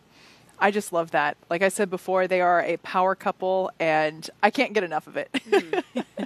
Absolutely. And they've got a really cool playlist that we had a preview of, but you were starting to talk about that, Kate. Yeah, so the astronauts, of course, get to pick their playlist in their Tesla. So in the first car with Shane and Megan, I'm not sure which one they're listening to this instant, but they had selections like Learn to Fly by the Foo Fighters, a personal favorite of mine, Crazy Train, Ozzy Osbourne, Enter Sandman, Metallica. I was listening to that one on my way in today. City of Blinding Lights U2, and in Aki and Toma's car, Drops of Jupiter. That is a classic. Paradise City by Guns N' Roses, and of course, Danger Zone by Kenny Loggins. Yeah. Little Top Gun action. I love it. The NASA and SpaceX team inside the Launch Control Center here at Kennedy Space Center just watched this convoy pass by from their windows at the LCC, and we caught up with the NASA Commercial Crew Program Manager about what that moment is like. As they drive down that road, down to Launch Pad 39A, and you can see the crew, and then to me, that's when it really becomes real. Not that it's not real every step of the way during preparations, but everybody in the firing room will stand up and it gets really quiet. And I think that's when everybody realizes, hey, we're about to go do this for real. And you can just feel the passion and the intensity. Everybody in that room and everybody in Houston and Hawthorne, you know, I think they're standing up too, watching, because they know, hey, this is going to be a great mission, but it's about to get really serious. And now the crew is approaching Pad 39A and entering what is known as the Blast Danger Area, or BDA, and now approaching the base of the pad. But the teams have conducted internal go, no-go polls to make sure that this area was safe before they entered. And as they are approaching the base of the pad, we have some more messages from those with some personal connections to this crew.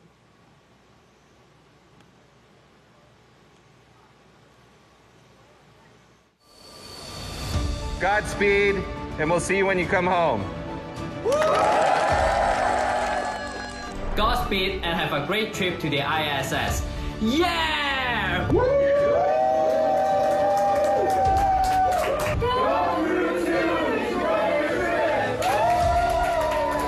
Crew-2! We're ready for you!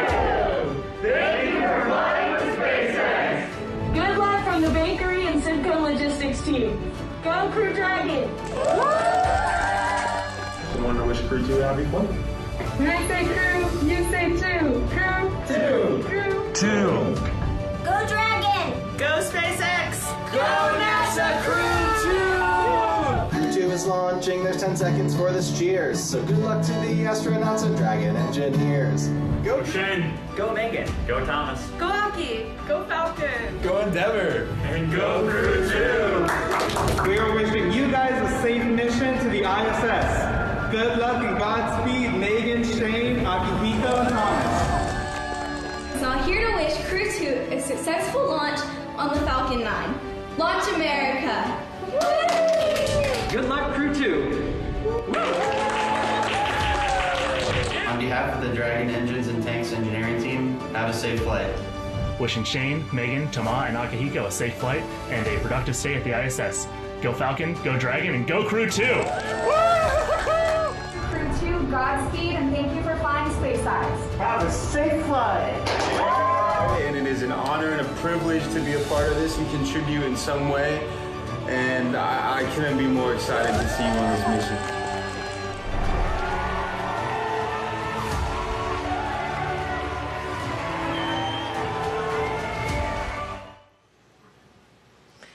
All right, that was some messages from the SpaceX team and others that have been working so hard to get this crew to this day. We are looking at the base of Launch Complex 39A, and we can see the Falcon 9 first stage booster on the pad. Kate, I know SpaceX has done some extensive upgrades since you began leasing this, and we can't see the crew on screen here. They take a bio break once they get to the pad, so it'll be a couple of minutes before they ascend the fixed service structure to the right of your screen. That's that big black tower, and we also should be hearing an announcement from the Corps, specifically Chad Healy, that the crew has arrived at the pad, so that could be coming any minute. Yeah, like you said, we have made a number of upgrades. In case if you aren't familiar with the history of this launch pad, it was originally built in the 1960s to support the Saturn V rocket for the Apollo program. And of course, this is where we went to the moon from. This is the launch pad where Apollo 11 took off from.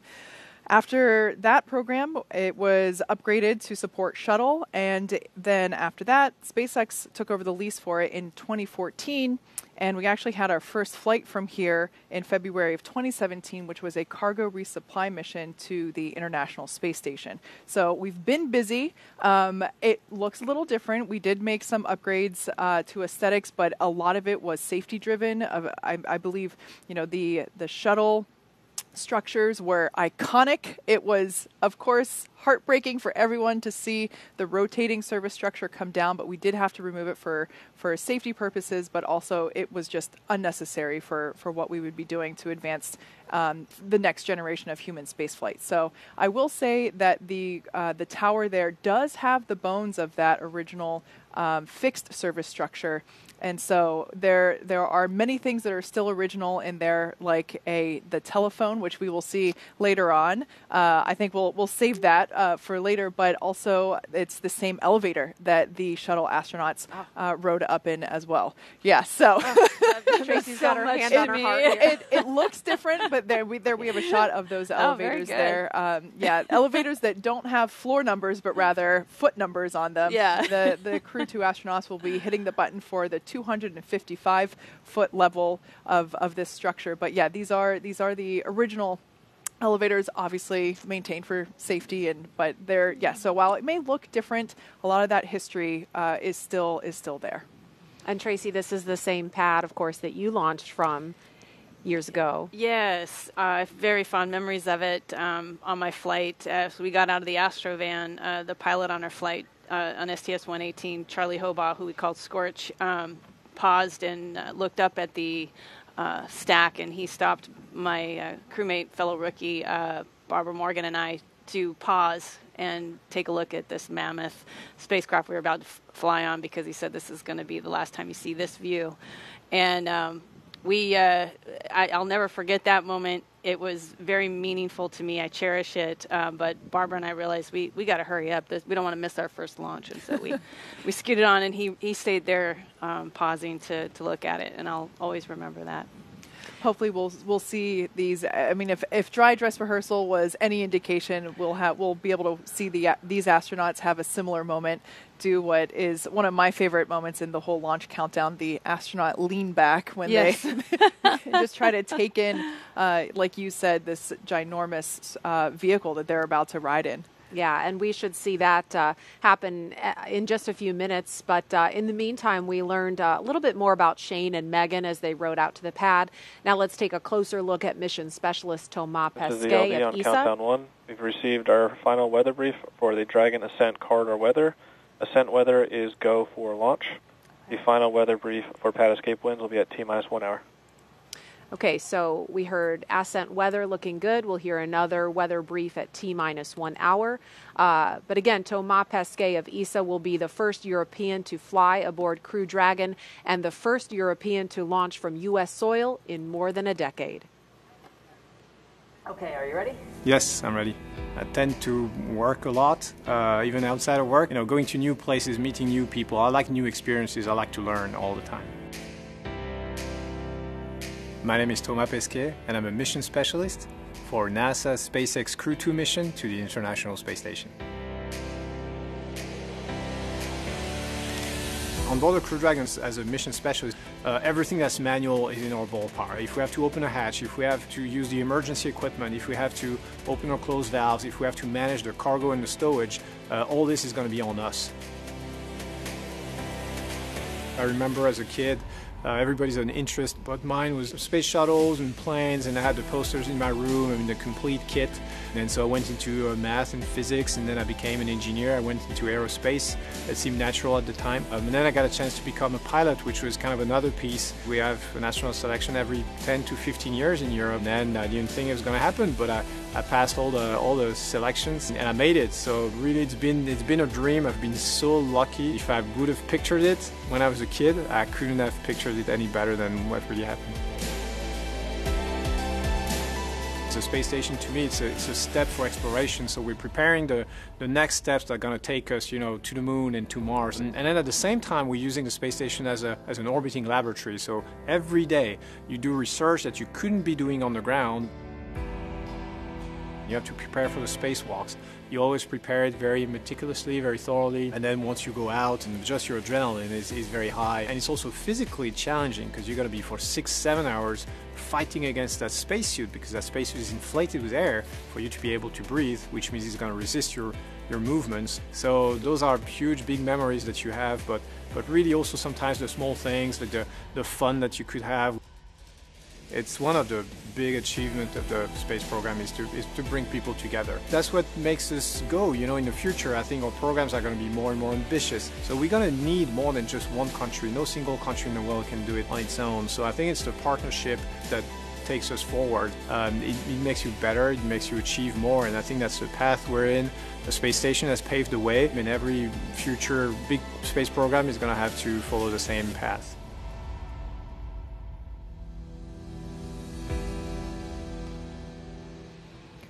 So there we can see Shane and Megan have made their way up the tower. They're now climbing the stairs to the level where the crew arm is located.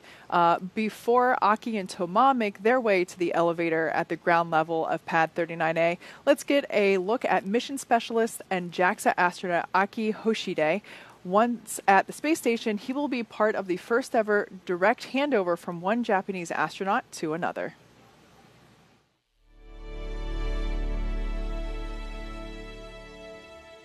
I meant to check this, but do you know when I was selected as an astronaut? 1999, thank you. I always get mixed up there. So I was born in Tokyo, Japan, and then from age 3 to 7, I actually lived in New Jersey because of my dad's job. In high school, I went to Singapore for 2 years. Went to Keio University in Japan. Got my degree in mechanical engineering. And then right after college, I joined the Japanese Space Agency. I have dreamt of becoming an astronaut since my childhood and tried a couple of times in astronaut selection. And on my third try, got selected as an astronaut candidate in 1999.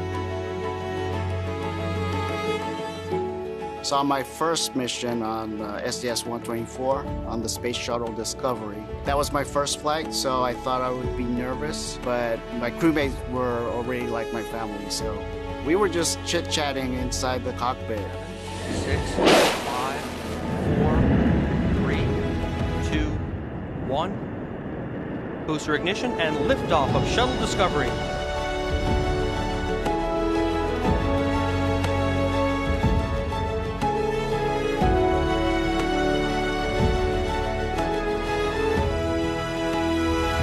Aki Hoshide heading for a half year on the International Space Station. My second flight was a long duration flight. We launched on a Soyuz capsule, docked to the space station, and did a lot of science and spacewalks. Flying on 3 different vehicles, that's going to be amazing. The new spacecraft, Crew-Dragon, it's a new technology, new layout, new operation, and I can't wait to actually experience it. So I guess the difference would be it's a brand new vehicle, a lot less switches. It's like a smartphone, I would say, which felt uncomfortable initially because as an astronaut, you're like, where are the switches? Which button do I have to push? So initially I felt a little awkward. Then after training, you get adjusted and you understand, hey, this is how the system works and how can I, as a crew member, help out the mission. It's a privilege, actually, to work together with these people and look forward to actually doing the mission and spending more time working together. I'm Aki Hoshide, JAXA astronaut and mission specialist for NASA SpaceX Crew-2 mission. All right, that was a look at Aki Hoshide, and we can see the astronauts inside the crew access arm. That walkway here are Commander Shane Kimbrough and pilot Megan MacArthur. Making their way up behind them are ESA astronaut Thomas Pesquet and JAXA astronaut Aki Hoshide. And we'll be seeing them make their way Yep, there they are coming up the steps. And they'll be stopping to use the phone. Shane and Megan already had the opportunity to do that. That phone is up where you see the person in the black suit. That looks like Jessica Meir, number 38, part of the closeout team at the pad. And this is a shot inside the white room. Astronaut Shane Kimbrough to the left of your screen, and to the right you can see the side hatch of the Crew Dragon Endeavour is open in preparation for the next milestone, which will be crew ingress in just a few minutes. If you're just joining us, you're watching live coverage of NASA's SpaceX mission known as Crew-2. Good morning and welcome to Kennedy Space Center in Florida. I'm Marie Lewis with NASA Communications. And I'm Kate Tice, Senior Certification Engineer at SpaceX. Joining us today is NASA astronaut Tracy Caldwell Dyson. Welcome, Tracy. We're so happy that you're able to join us this morning. Thank you, Kate. Thank you, Marie. It's great to be here. So as you can see, the crew has already arrived at Pad 39A, where Falcon 9 will lift off at 5:49 a.m. Eastern Time. We can see that Megan and Shane are in the white room here, undergoing final checkouts and just comfort checks with the suit and closeout team.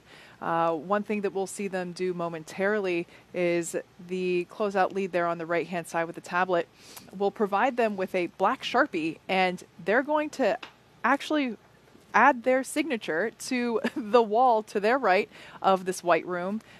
We named it the white room to keep, again, in space tradition, from previous human spaceflight programs, but something different this time. We're actually having all the astronauts that fly on Crew Dragon sign their names. And there's a shot inside the crew tower. It looks like where Aki and Thomas are now using the telephone for a final goodbye. Now, Tracy, do you want to talk a little bit about the significance of that particular telephone? I think it's a great way to surprise your family and friends on launch day. I know that my parents were not expecting it, and it was probably one of the more emotional moments for them.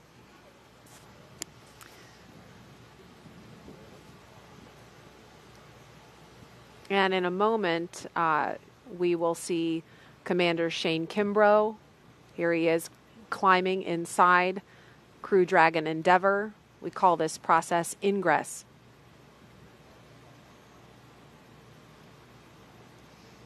And pilot Megan MacArthur following. So we can see the closeout team assisting the crew. Crew ingress has started on schedule. Announcement there that we are on schedule with our activity here of crew ingress. Like I was saying, you can see the closeout team assisting the crew as they enter the capsule to assure that they don't ding their helmet or any part of their suit on the hatch as they're entering. There's also some protective coverings around the hatch itself, but just to make sure that there's a clear path to entry, we now see suit technicians assisting the crew getting settled and will help the crew members get buckled in. The harness that we see coming into the picture here is not just your normal seat belt, although it does function in that purpose. It's a 5-point harness, and the crew will start to buckle themselves in, and kind of like when you get on a roller coaster, like you get your initial fit up, and then your safety team member comes over and makes sure that you're locked and loaded and ready to go. This is a great shot because we can actually see the touch screen, the LCD display screens above the crew.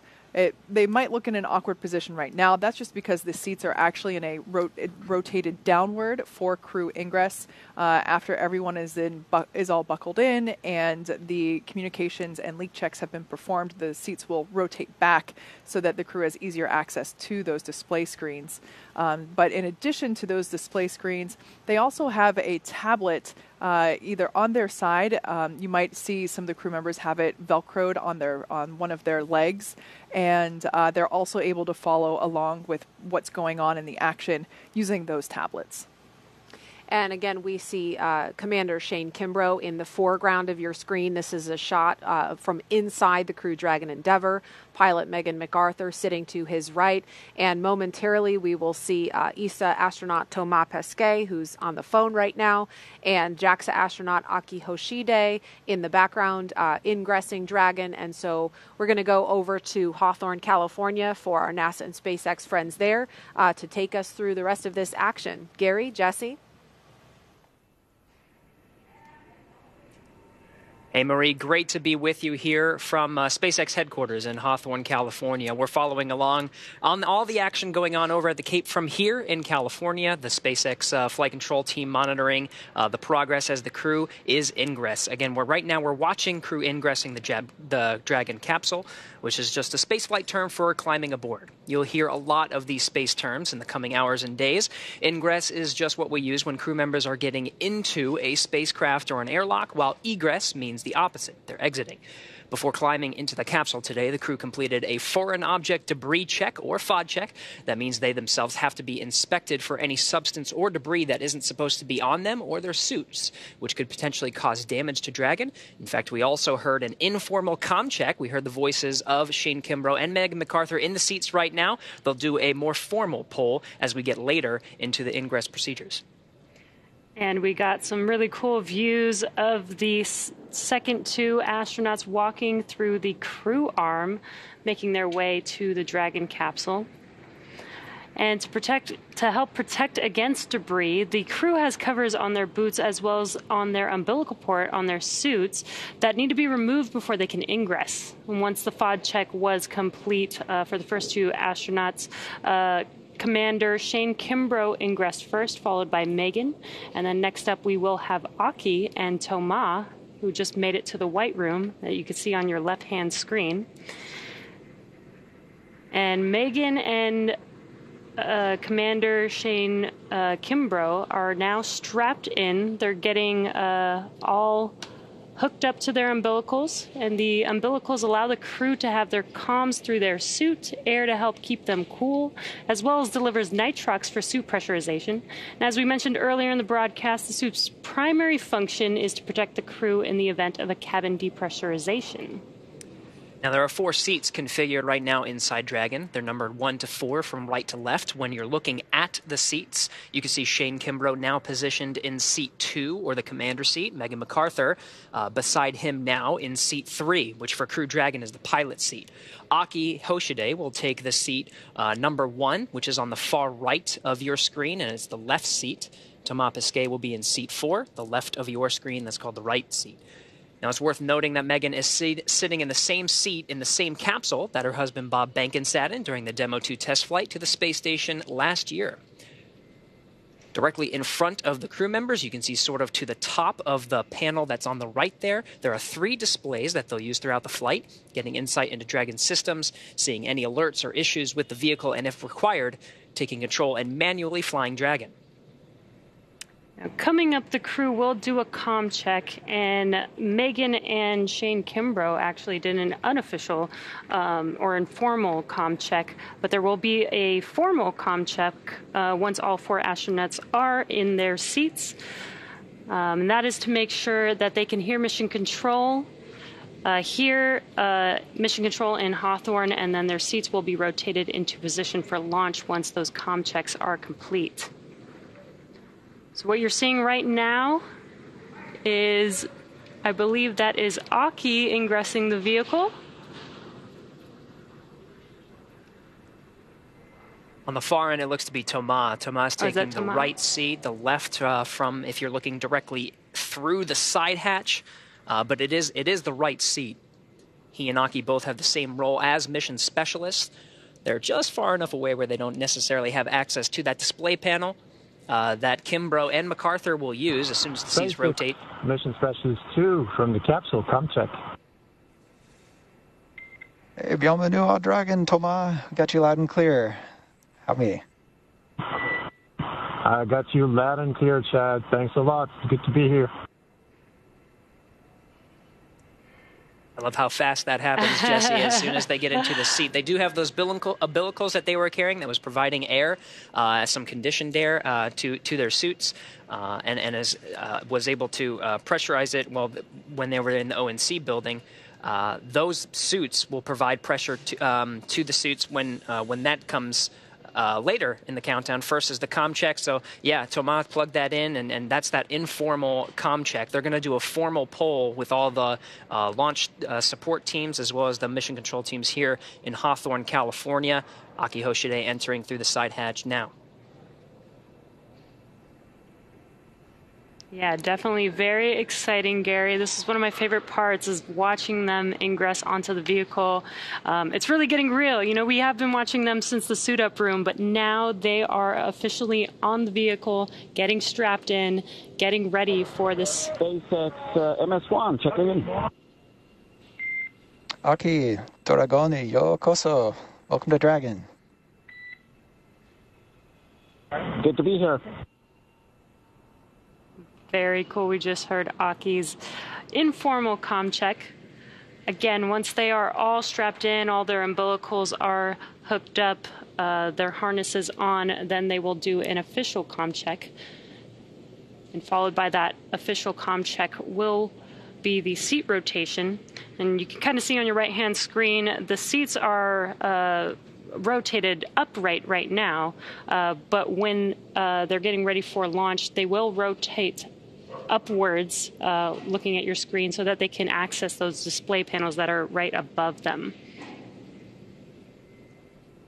That's right. Accessing those display panels will be key. In fact, some of the previous missions that we've watched, Demo 2 as well as Crew 1, it was seconds before. I think the seat rotation was still actually rotating when the commander and pilot pulled up their fingers and started pressing. They have a lot of procedures that they got to get through, make sure that they're. Yes, you can see already Shane Kimbrough already accessing the panel. Those checklists are some of the things from the crew side that they'll have to do. Again, some of those key visual milestones. Well, first are the audio milestones. We'll do the formal communications check with all the ground teams, making sure everyone can check in through the various communication pathways that we have on Dragon. There's some communication lines through the ground. We also have communication through ground stations, as well as TDRIST geosynchronous satellites. So they'll test all of these different pathways, making sure that the crew can hear and all systems are go before they begin those next couple of milestones. Jesse, you mentioned the seat rotation. That's a very visual milestone, as well as the leak checks. We saw that again in the ONC building not too long ago, but they'll do another one here before they the advanced teams that are there now that are currently preparing the crew in their seats before they go ahead and depart the access arm and leave the blast danger zone. Yeah, and as you mentioned, they did perform those suit leak checks while in the suit-up room at the ONC building, but they'll do that again right before liftoff, and that's because, you know, they're strapped into a whole new system now. They're strapped into the Dragon system officially, so we want to make sure that their suits are good for liftoff today. And again, we have all 4 astronauts on Crew-2 sitting in each of their seats. These are custom seats with their custom suits for each astronaut. And it's almost like its own entire system. It's almost like they are inside of a vehicle inside of a vehicle. A spacecraft within a spacecraft. Right. That's exactly right. That suit will hold pressure. Just in case there is any breach and that causes atmospheric pressure to decrease. They do have that redundancy with the suit itself, providing pressure and holding throughout some of the more dynamic phases of flight. That includes ascent. This is very important until they reach an orbital insertion. It's not too long after they get into a healthy orbit. You got checkouts of the Draco engines that will provide the navigation and some of the thrust needed to make its way to the International Space Station, but it's really not too long until they start doffing or taking off their suits and getting into a position to get some shut-eye. Actually, they got a long flight ahead of them. Yeah, it's about a 23.5-hour flight, so they will want to get comfortable. You can see the suit techs are there helping all 4 astronauts get strapped in, preparing them for these suit leak checks and comm checks coming up here shortly.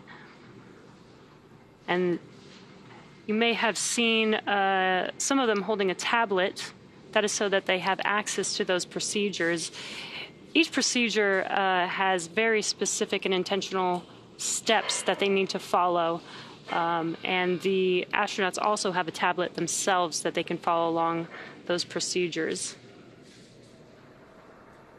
All right, 2 hours, inside 2 hours and 34 minutes from launch. We're going to stand by and wait for those communication checks. Meanwhile, let's check in for an operational update with John Innsbrucker for the latest health on both vehicles. John. As Gary said, just over 2.5 hours remaining in the countdown for the launch of Falcon 9 with Dragon on the Crew-2 mission to the space station. The Dragon launch ops team has completed their major activities to prepare the spacecraft for the astronauts.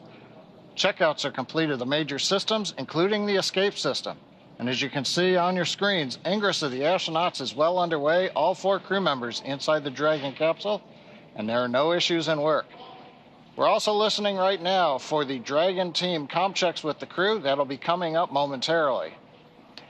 Now, the Falcon 9 team is located in Firing Room 4 in the Launch Control Center at Kennedy Space Center. They're settling in for final checkouts and then propellant loading and launch. We've been hearing some of the comm checks as the engineers get on station here in the last 15-20 minutes. Now, the Falcon 9 team will also do comm checks with the crew. That'll happen at about T-minus 2 hours, or about 30 minutes from now. Currently, all systems are go on the launch vehicle. The range continues to report no problems. The weather forecast continues to be acceptable. We're looking at weather not only at the launch site, but around the world. We need to make sure conditions are acceptable if Dragon has to splash down in the Atlantic in case of an escape. We're also monitoring contingency splashdown locations if the crew had to come back to Earth before docking with the space station. Now, if this were to happen, SpaceX and NASA are coordinating with the U.S. Coast Guard to ensure crew safety upon splashdown. That includes extra ships and air assets to patrol the 10 nautical mile keep out zone. This will help mitigate safety concerns for any boaters who may approach the landing area. But right now, as the clock continues to count down, all systems are go at T-minus 2 hours, 31 minutes, and 32 seconds. Let's head back over to Jesse and Gary, who are also here in Hawthorne with me. Thanks, John. In order to get to where we are today, our 3rd human spaceflight, it took years of hard work. The development of Crew Dragon really started with Cargo Dragon because Dragon was designed from the beginning for flying humans to space, so much so that even the first Cargo Dragon had a window. Our teams implemented a number of design upgrades to make sure both Dragon and Falcon 9 are suitable for flying people, and then put both vehicles through thousands of tests to prove their safety. At SpaceX, we believe in a process of continued iteration that allows us to continuously improve the designs of all of our hardware. Now, with that said, Dragon underwent a few improvements since it last flew people. That's right. Components have been added to the Dragon propulsion system that increases pad abort performance by over 10%, which increases launch availability by more than doubling the onshore wind limits. A fly-around capability was also added, which will allow Dragon to circumnavigate around the International Space Station post-undocking in order to take pictures and document the condition of the station. As you might recall, this was a maneuver the shuttle used to perform, but since its retirement, there hasn't been any spacecraft that has been able to provide detailed imagery around the space station. You could equate this to being able to walk around your house and check on it to make sure nothing is in need of repair. We've also added and improved some interior cargo stowage locations to make it easier for the crew to access items that they will need during free flight. And lastly, the paint on the mud flaps and Super Draco cartridges were changed from silver to white. While this may seem like an aesthetic change, it actually results in a lower equilibrium temperature on orbit for a given solar input. This has the advantage of increasing return availability by improving structural margins during splashdown. So a lot of preparation has come into ensuring the safety of these missions, and we're really excited to see Crew-2 lift off from the Kennedy Space Center later today. Still standing by for those communication checks. You can see some of the suit technicians getting them situated.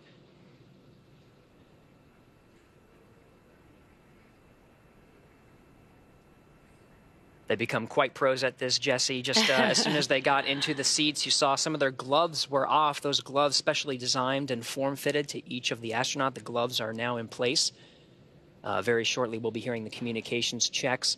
Some of the other milestones that'll happen very quickly as well will be the seat rotation. It'll be from this position that allows the suit technicians to access each of the astronauts and help them get buckled, strapped in, and the umbilicals checked out. And then, of course, there'll be the suit leak check. And we got a cool view looking from outside of the Dragon capsule in through the hatchway. And some fist bumps there from the suit techs to the astronauts.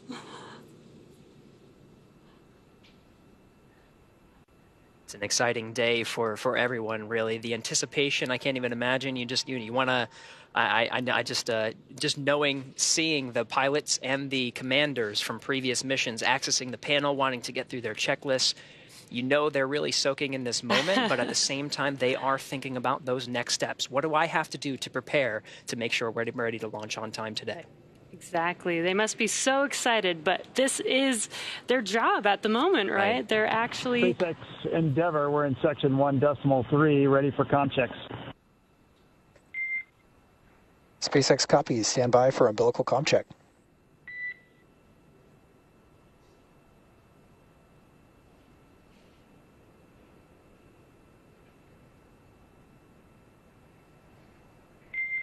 CDR, PLT, MS1, MS2, comm check.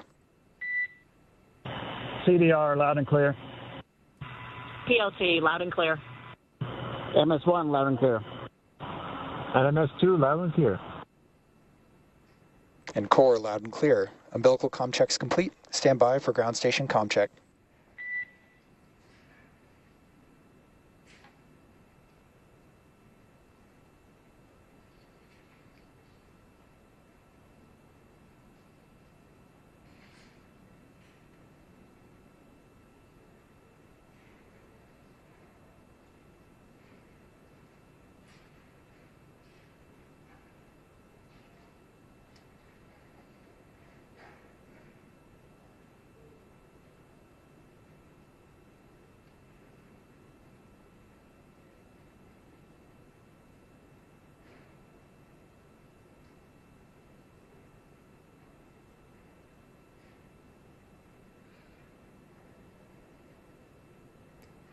If you're just now joining us, they are performing comm checks right now, so that is what we are waiting for. They've done a couple so far. There will be a few more call-outs here for these communication checks.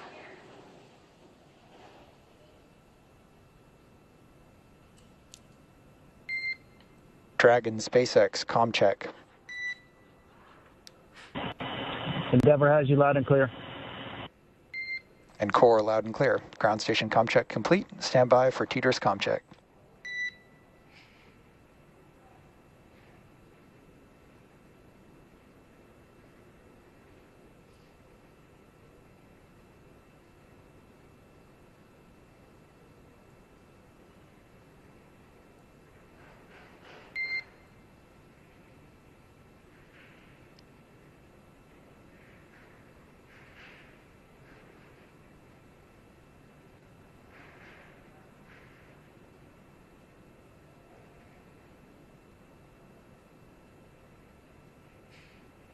An incredible view from one of the handheld cameras of the suit technician peering in through the side hatch. This side hatch is open now and will remain closed throughout the duration of the mission until Dragon splashes down. We're standing by for some of the further communication Dragon, checks. SpaceX, comm check. Endeavour has you loud and clear. And core, loud and clear. TDRS comm check complete. Stand by for comm checks with MD and LD in the launch configuration.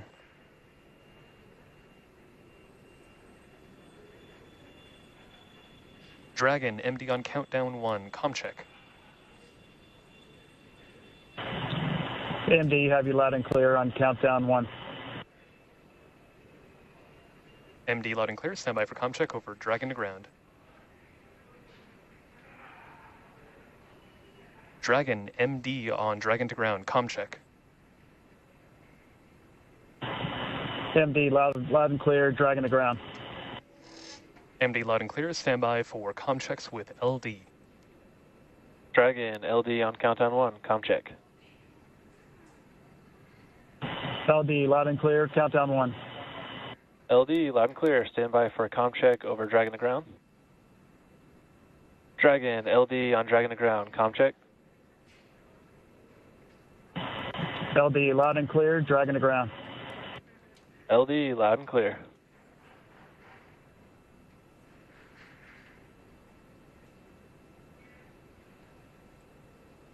And Dragon SpaceX launch configuration comm checks complete. Report when ready for seat rotation per section 2 of 4.100.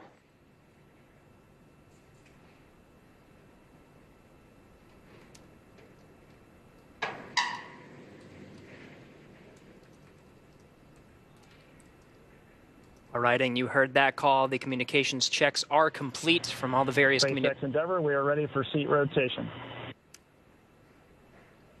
Copy. Will report when initiating. Excellent. The communications checks are complete. The next step will be the visual milestone of seat rotation. So again, those communication checks were through some of the various paths of communication to Dragon, including through some of the ground lines as well as ground stations.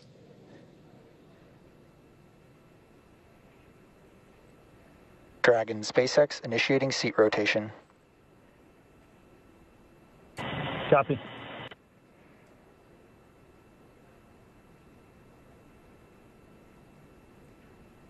And you can see on your screen that seat rotation has now begun.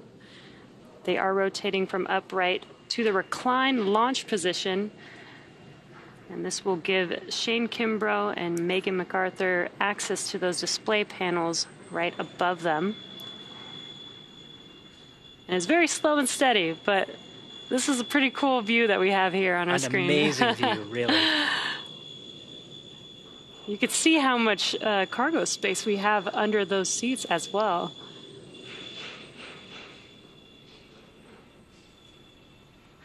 Dragon SpaceX seats are in the launch position. Copy. Great news.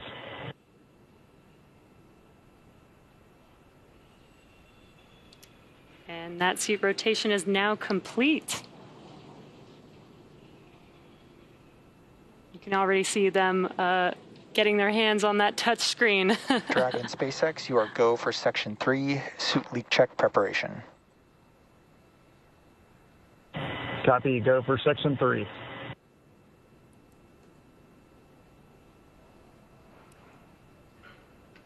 These milestones really happening in rapid succession. As you mentioned, Jesse, it wasn't really too long until they reached up and started touching through some of those procedures. That first one, of course, is the suit leak checks. Communications checks complete from all the various communication paths, and seats are rotated into the position for launch.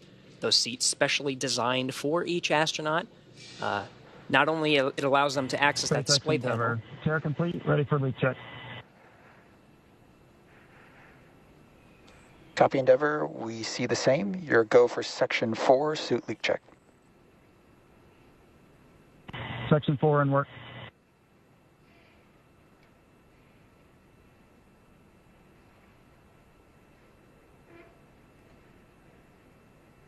And they've now begun those suit leak checks. So to catch up on the station side, let's check in with Courtney at Johnson Space Center. Courtney, how's it going?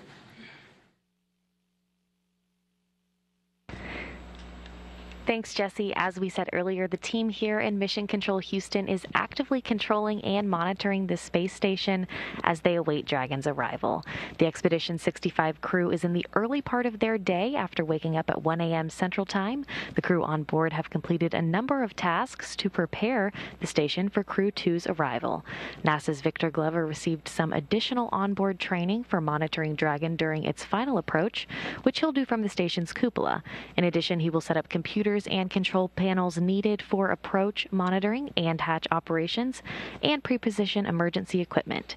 He will also work with Soichi Noguchi to get the extra station crew quarters ready for the new residents. Back here in Houston, our rotating flight directors and their teams will be in constant communication with the SpaceX mission director for the duration of the flight uphill.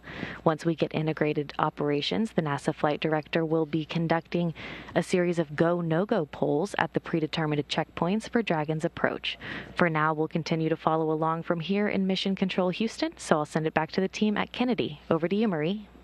All right, thank you, Courtney. If you're just joining us, it is T-minus 2 hours, 18 minutes and counting until the first astronaut launch of the year from U.S. soil and the third crew launch for SpaceX in NASA's Commercial Crew program. Commander Shane Kimbrough, pilot Megan MacArthur, and mission specialists Thomas Pesquet and Aki Hoshide are strapped into their seats, rotated back, and safely inside Crew Dragon Endeavour. The next milestones coming up are, actually, we just completed seat rotation, and we're going to have hatch closing coming up shortly. This will be the first reuse of Crew Dragon. This is the same capsule that flew Bob Behnken and Doug Hurley in SpaceX test flight to the space station last year. The crew today is also flying on the same Falcon 9 rocket booster that lifted the Crew-1 astronauts into orbit last fall. And we are also ready to see the first European astronaut fly in Crew Dragon. Of course, that's Thomas Pesquet. And NASA's Jasmine Hopkins is at a nearby viewing location with a special guest from the European Space Agency. Jasmine? Thanks, Marie. Crew-2 will be the first commercial crew mission to include 2 astronauts from our international partners. And here to talk to us more about it is Frank Davina, ESA's manager for the International Space Station program. We see the same. Good leak checks. Closeout team will perform. Good morning, good afternoon in Europe. Thank you so much for being here today with us, Frank. We got some call-outs happening over the waves right now, but we're going to continue with your interview. So you understand the space station as both an astronaut and as a manager. You flew there twice. Can you tell us what today's mission means to ESA? Well, today is a very important mission, of course, for ESA. It's the first time that we fly an ESA astronaut on a U.S. commercial crew vehicle, the Dragon, the Crew-2. And it's also the start because we fly Thomas Pesquet today on the Alpha mission.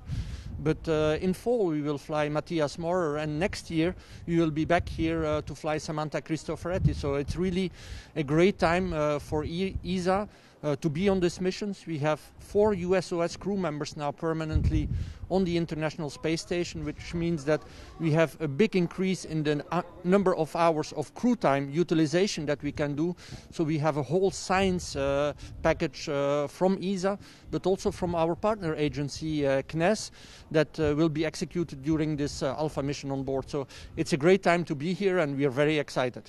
Right, that is fantastic. And we are very excited. It's also an exciting time for ESA because you are going through astronaut selections as well. Can you talk to us about how ESA is planning to expand the number of European astronauts on the space station?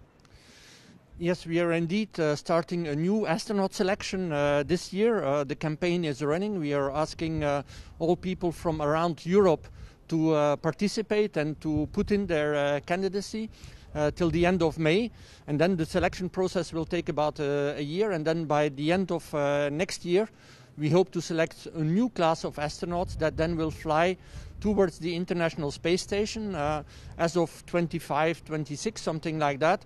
And so we are also working with our international partners, of course, like NASA, to extend the space station till 2030, because from an ESA point of view, it's very important that we continue the research and the technology development that we can do on the space station.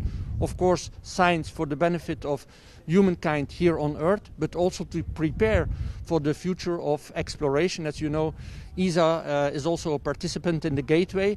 Some of the astronauts will fly to the Gateway as well, so we need to expand our reach of humankind in the rest of the universe.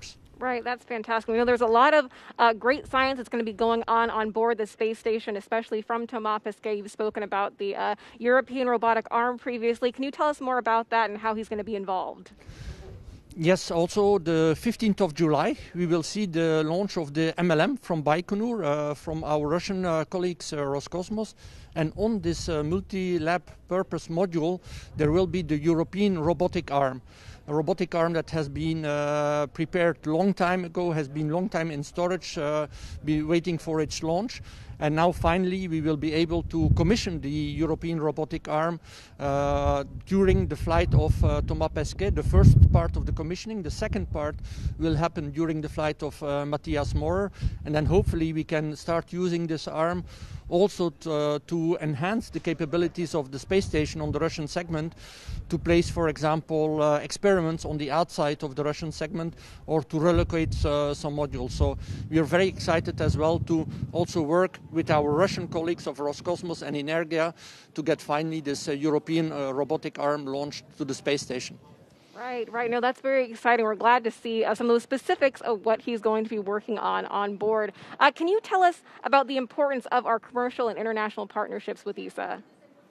Well, it's very important that we have this partnership going, of course, in the International Space Station.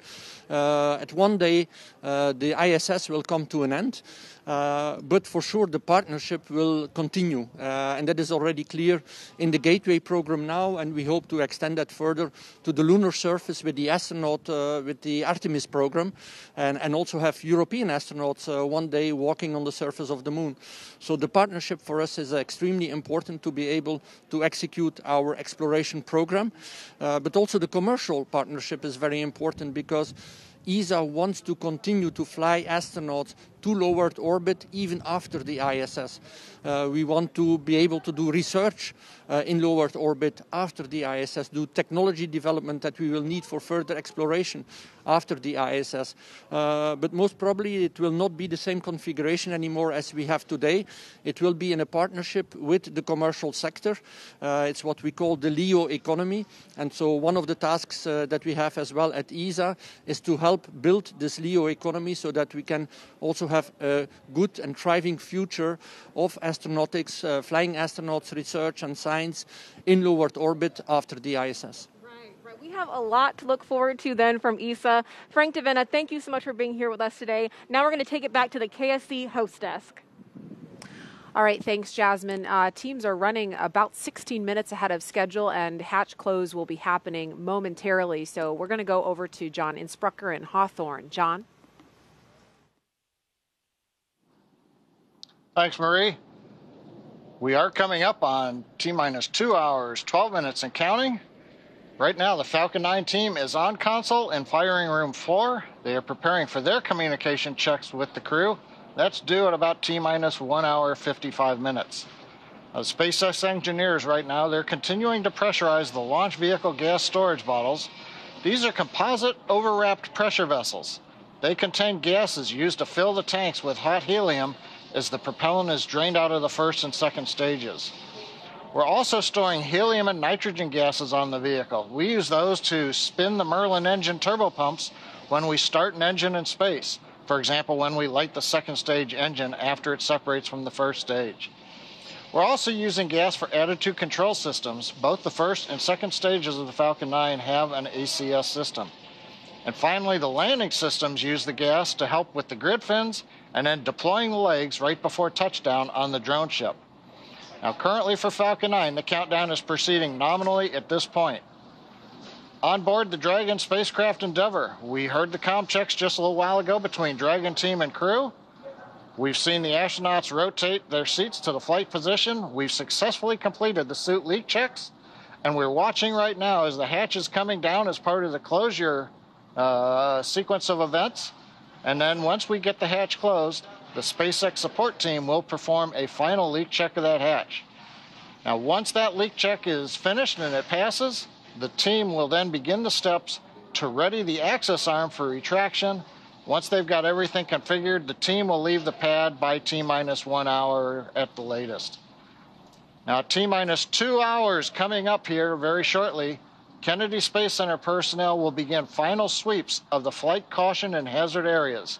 Right now, the only people that are inside the roadblocks in a perimeter around pad 39A are the crew and the SpaceX support team that you see on your monitor.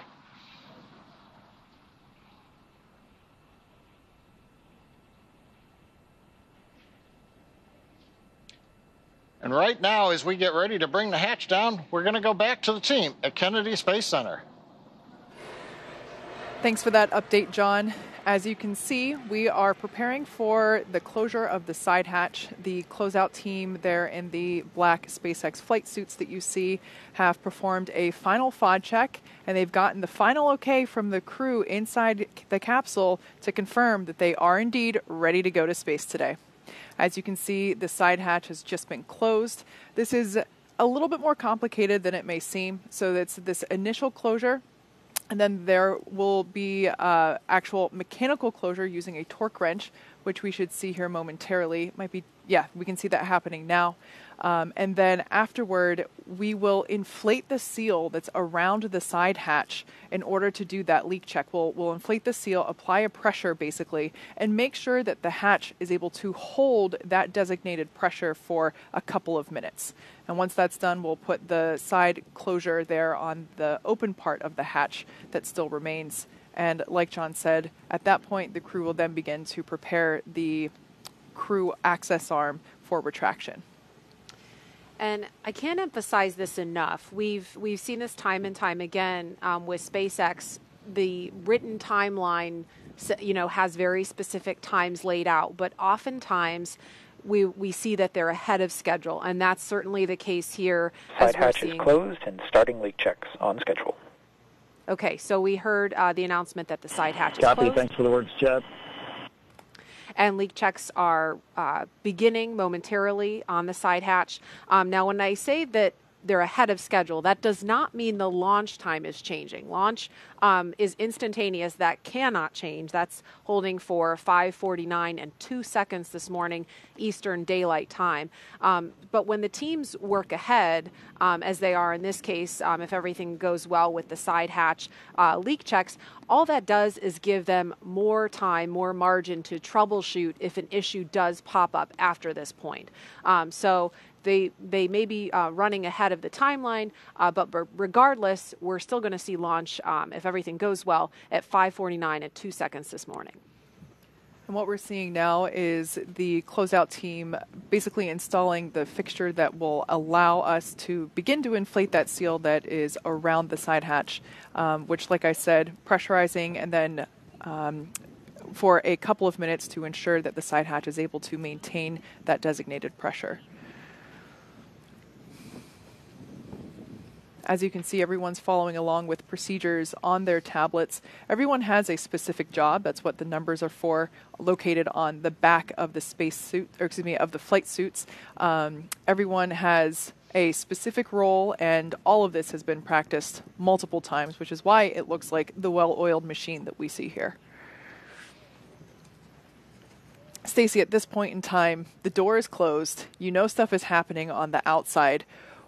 Where is your heart? Where is your head at this point in the launch countdown? Because you're not quite there yet, but like you said earlier, your suit's on, so like the on button has been pushed. Exactly. Exactly. And right now, I imagine I've not been in the Dragon capsule, but I'm pretty sure the crew can hear what the closeout crew is doing right now. So they're probably listening to the mechanisms and their spacecraft breathing.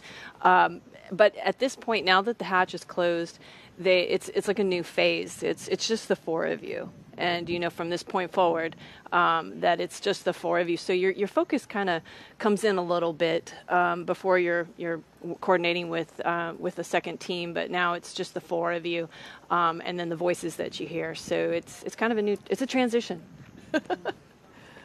We got word that the crew aboard the International Space Station is also watching all of this unfold live. Of course, they were sitting in these seats at the pad in their Crew Dragon Resilience that's currently docked to the International Space Station. So that crew is watching the crew on the pad today and getting ready to welcome them aboard if all goes as planned early tomorrow morning.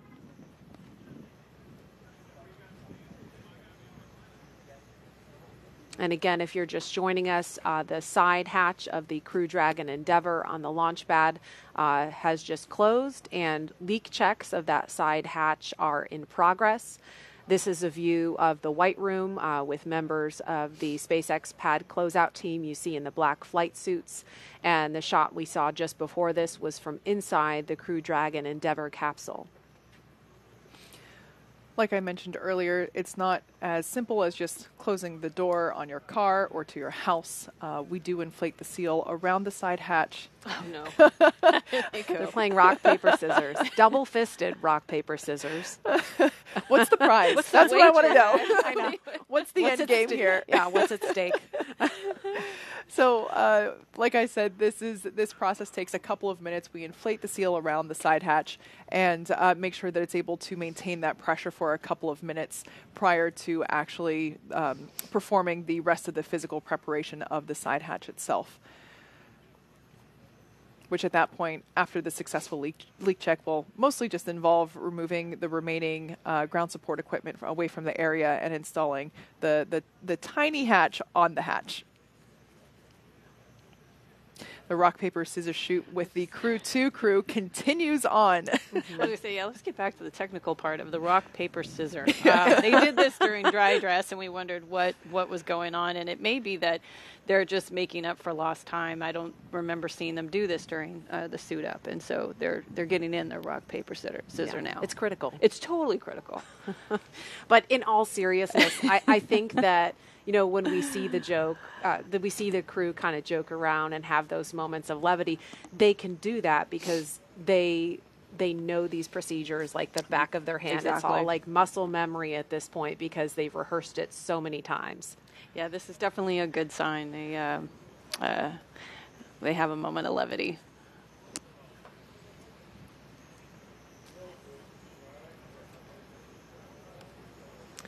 So it's T-minus 2 hours, 2 minutes, and counting. The hatch close has been completed a little bit ahead of schedule, and we're awaiting the results of a side hatch leak check to make sure they can proceed.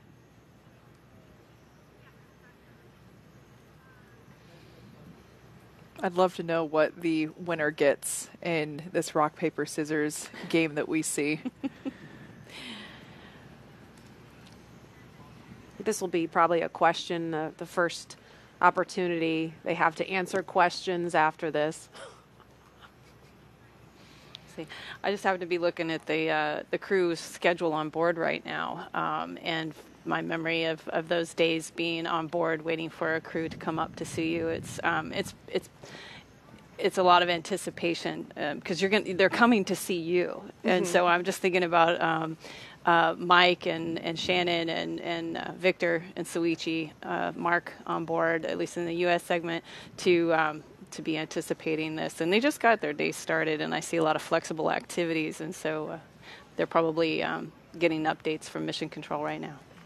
We have time to take a couple of questions for social media while this hatch leak check is in progress, if we could pull one of those up. Does food taste the same in space? Tracy, you're the only one here that can answer that. I think that one's for me. I would say that food probably tastes the same. It's your taste buds detecting it that go through a little alteration. For me, spicy foods took on a different flavor. Every astronaut's different, so you'll get a different answer depending on who you ask. But shrimp cocktail, loved it on the ground, could not tolerate it in orbit. But it's very interesting. Yeah, it was. It was disappointing too because I really liked it, and I packed a lot for that flight. Bummer. Yeah. Next question. Are the big touch screens that the astronauts are looking at just for looking up data and docking on the International Space Station, or could the astronauts do something different with them, like open the side hatch or separate the trunk or fire the Draco thrusters manually? Kate. Yeah, that's a great question. The screens are primarily used for monitoring, especially in the final approach to the station. Everyone can actually see which thrusters are thrusting when, as Dragon is slowing itself down and steering and basically positioning itself to dock with the International Space Station.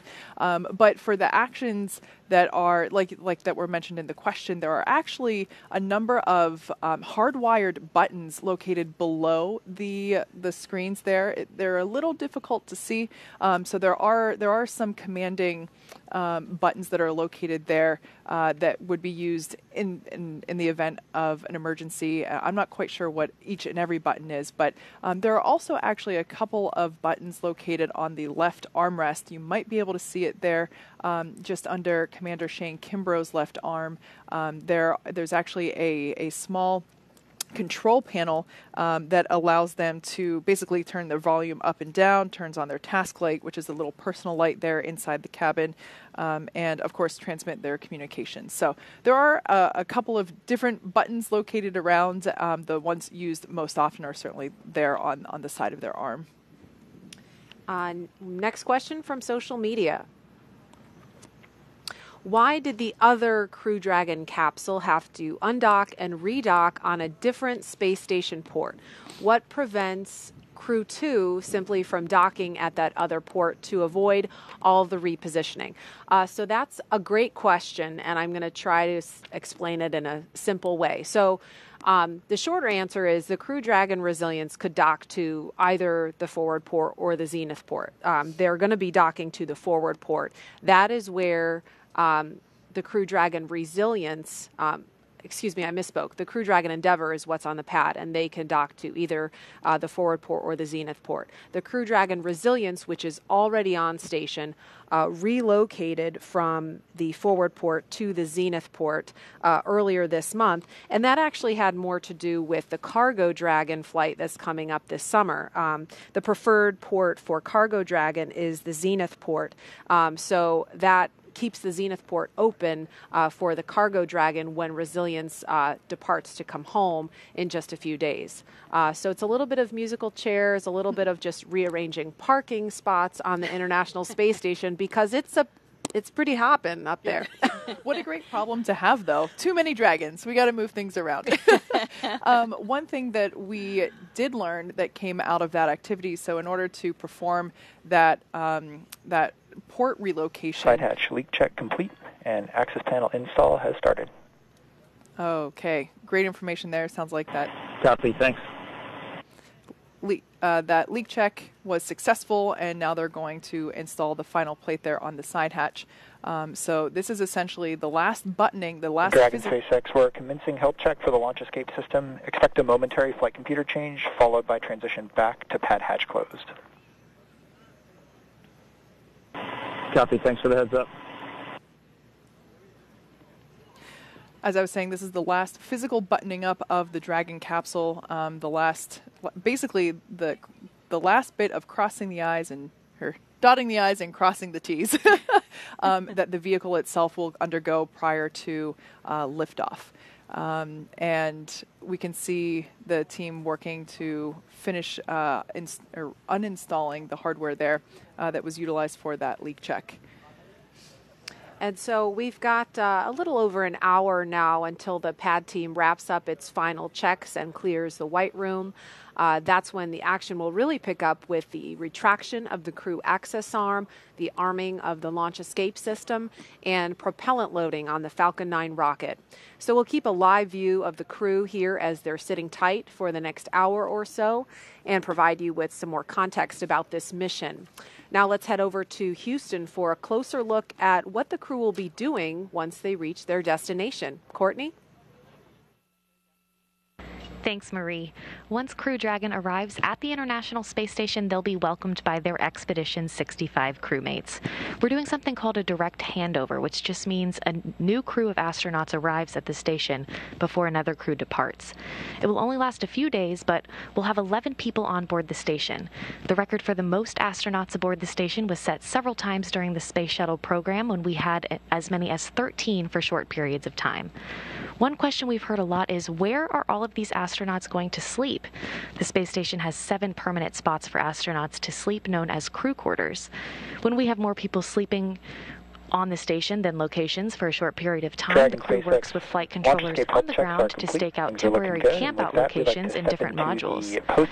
We can also have a crew member sleep inside each Dragon capsule, as Crew 1 Commander Mike Hopkins did for his stay on the station. This mission will also continue keeping the long-duration crew size on station at 7 on the U.S. side. We'll have 5 Well, I've astronauts got to lots of conduct good research. news. The Just weather the jump continues from to look 3 good to 4 and is astronauts trending takes our positively. average of Dragon 30 to and 40 Falcon are hours both of healthy science and work tracking a no week on issues, station, so it's shaping all up the to be way a up great to day to 80 to launch. 100 hours, effectively doubling our amount of time dedicated All to right, research. great words on the With weather 5 and the aboard vehicle. during Thank you. Crew-2's mission, that number will reach even higher. As the station And Dragon, is first confirm and when ready foremost a for laboratory, comm checks with Falcon 9 operators. Ready for the crew will comm jump checks with right into Falcon 9 conducting operators. experiments.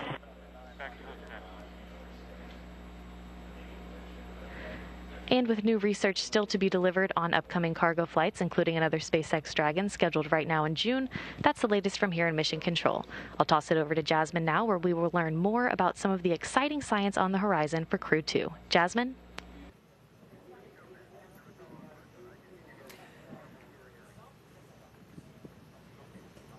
All right, we are actually at the Kennedy host desk at the Kennedy press site. We are currently at T-minus 1 hour and 53 Dragon minutes. GNC on countdown 1, comm check. GNC, loud and clear, countdown 1. GNC loud and clear, stand by for comm check by propulsion. Dragon prop on countdown 1, comm check.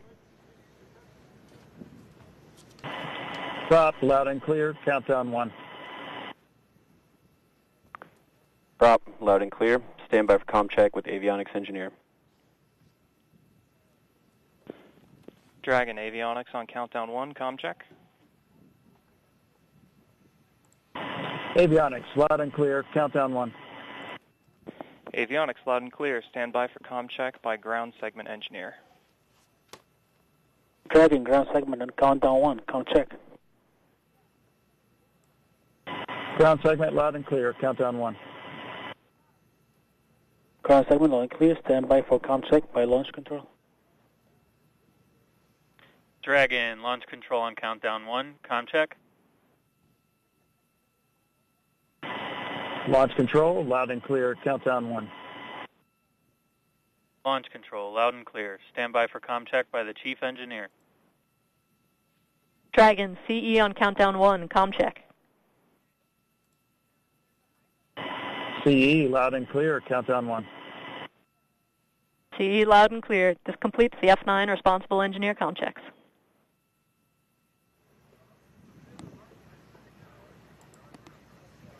All right, so we just heard comm checks from the Falcon 9 team and the Crew Dragon Endeavour crew sitting inside the capsule. That was the voice of Chief Engineer Emma France that we last heard, and everything sounded great.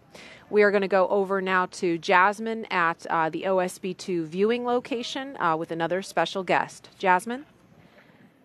Thanks, Marie. One of the ongoing experiments on the space station is growing plants in space. Here to talk to us more about it is Joya Massa, project scientist from right here at Kennedy Space Center. Thanks so much for being here, Joya. Oh, my pleasure, Jasmine. Thank you, absolutely. So let's get right into it. Why are we growing plants in space? Well, we're growing plants in space for a number of reasons, primarily for the food, to help supplement the packaged diet. The packaged diet is great, but if it's stored for a long duration, like it will have to be when we send astronauts to Mars, the nutrition and the quality can break down. So we're looking at adding plants to provide all of the vitamins and variety for the crew. At the same time, they're going to provide psychological benefit and that reminder of Earth. Right. No, that's really important to think about. So growing plants can be difficult as it is on Earth. Not everybody has a green thumb. So what are some of the specific challenges that astronauts are facing growing plants on the space station? Well, we have a number of challenges. I mean, one to think of is seeds. I've got some seeds here to show. They're really small. So handling seeds, planting seeds is a real challenge. So one of the things we've recently tested in the space station was having the astronauts put seeds that are planted in a film and to plant the plants directly with that. So it's a way to handle the seeds easily in microgravity without them floating away.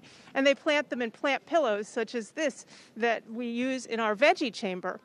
Another challenge is watering the plants. And right now, the astronauts have to water the pillow in veggie through this quick disconnect. It's a fair amount of labor, and it's not as sustainable as we need to be in the future. So we're looking at methods like this porous ceramic tube, where plants could be grown multiple times, harvested, the tubes could be cleaned off, and then replanted. So we're looking at a lot of these challenges to try to figure out solutions for the future. Right. It's good to see those creative solutions that we have going on there. So this is a very timely scientific experiment going on the space station, because just yesterday we celebrated Earth Day. Can you talk to us about how some of the science that we're doing on the space station is helping us here on our home planet of Earth? Certainly. There's a lot of parallels between the agriculture that we do on Earth and the agriculture that we need to do in space. And we're learning a lot that may apply to growing plants on Earth, especially in controlled environments. How to grow plants indoors. So there's a lot of work on vertical farming in cities to grow fresh produce. A lot of the lessons that we're learning for how to care for the plants translate directly to that environment. And we also learn a lot from the research community on Earth working in that area. And even other aspects, such as choosing the right plants to grow in these environments. We do work on that here to identify good candidates that have the vitamins that people need, that have very good food safety, and those would also translate well to Earth. Also, the work on LED lighting for crops. That was something that NASA started originally, and now it's being done all over the planet.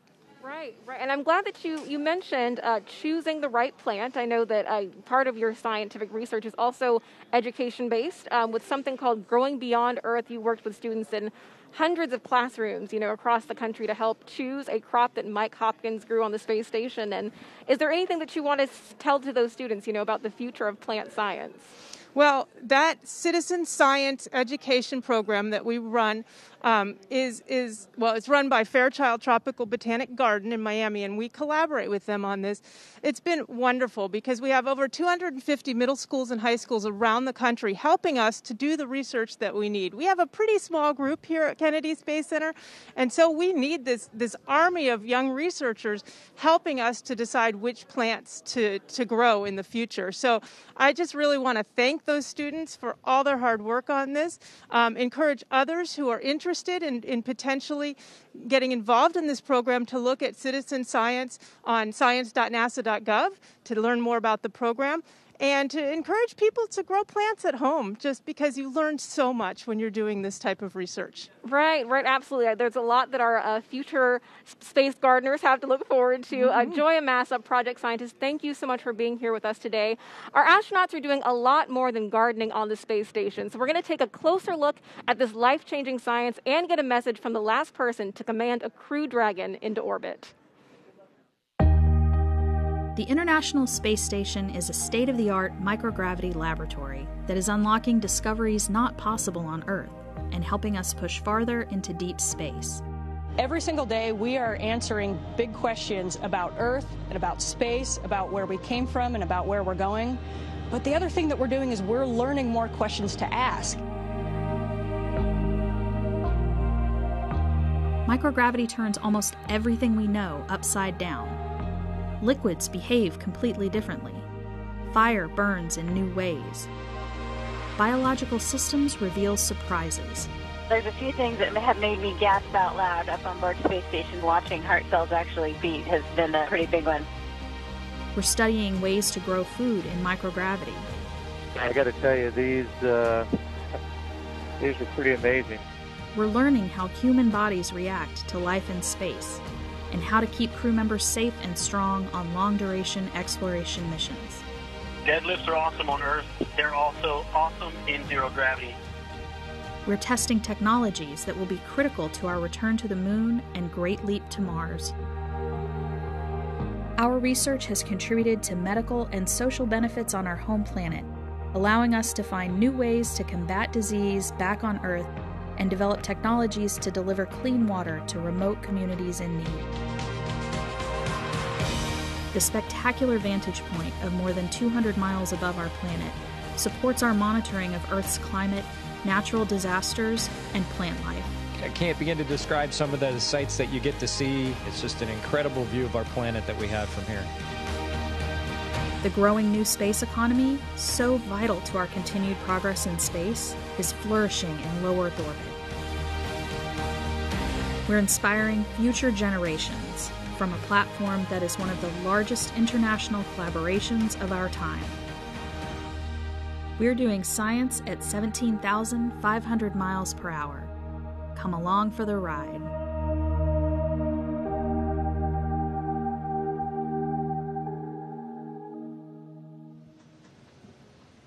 Hi, I'm NASA astronaut Mike Hopkins aboard the International Space Station and a member of Expedition 64. Additionally, I have the honor of commanding Crew Dragon Resilience, which brought us here last fall. Since that time, my crewmates and I have been busy working on experiments and performing spacewalks to maintain this spectacular orbiting laboratory.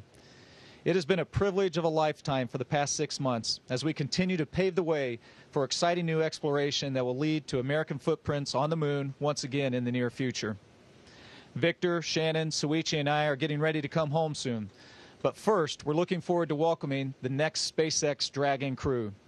Shane, Megan, Thomas, Aki, you are about to experience one of the most exciting rides of your lives and a very memorable 24 hours to document with ISS. We've loved our time here, but we're ready to pass the baton to you for the next commercial crew mission on Dragon. Godspeed. All right, that was Colonel Mike Hopkins, commander of Crew Dragon Resilience. He's been up on the International Space Station since November of last year.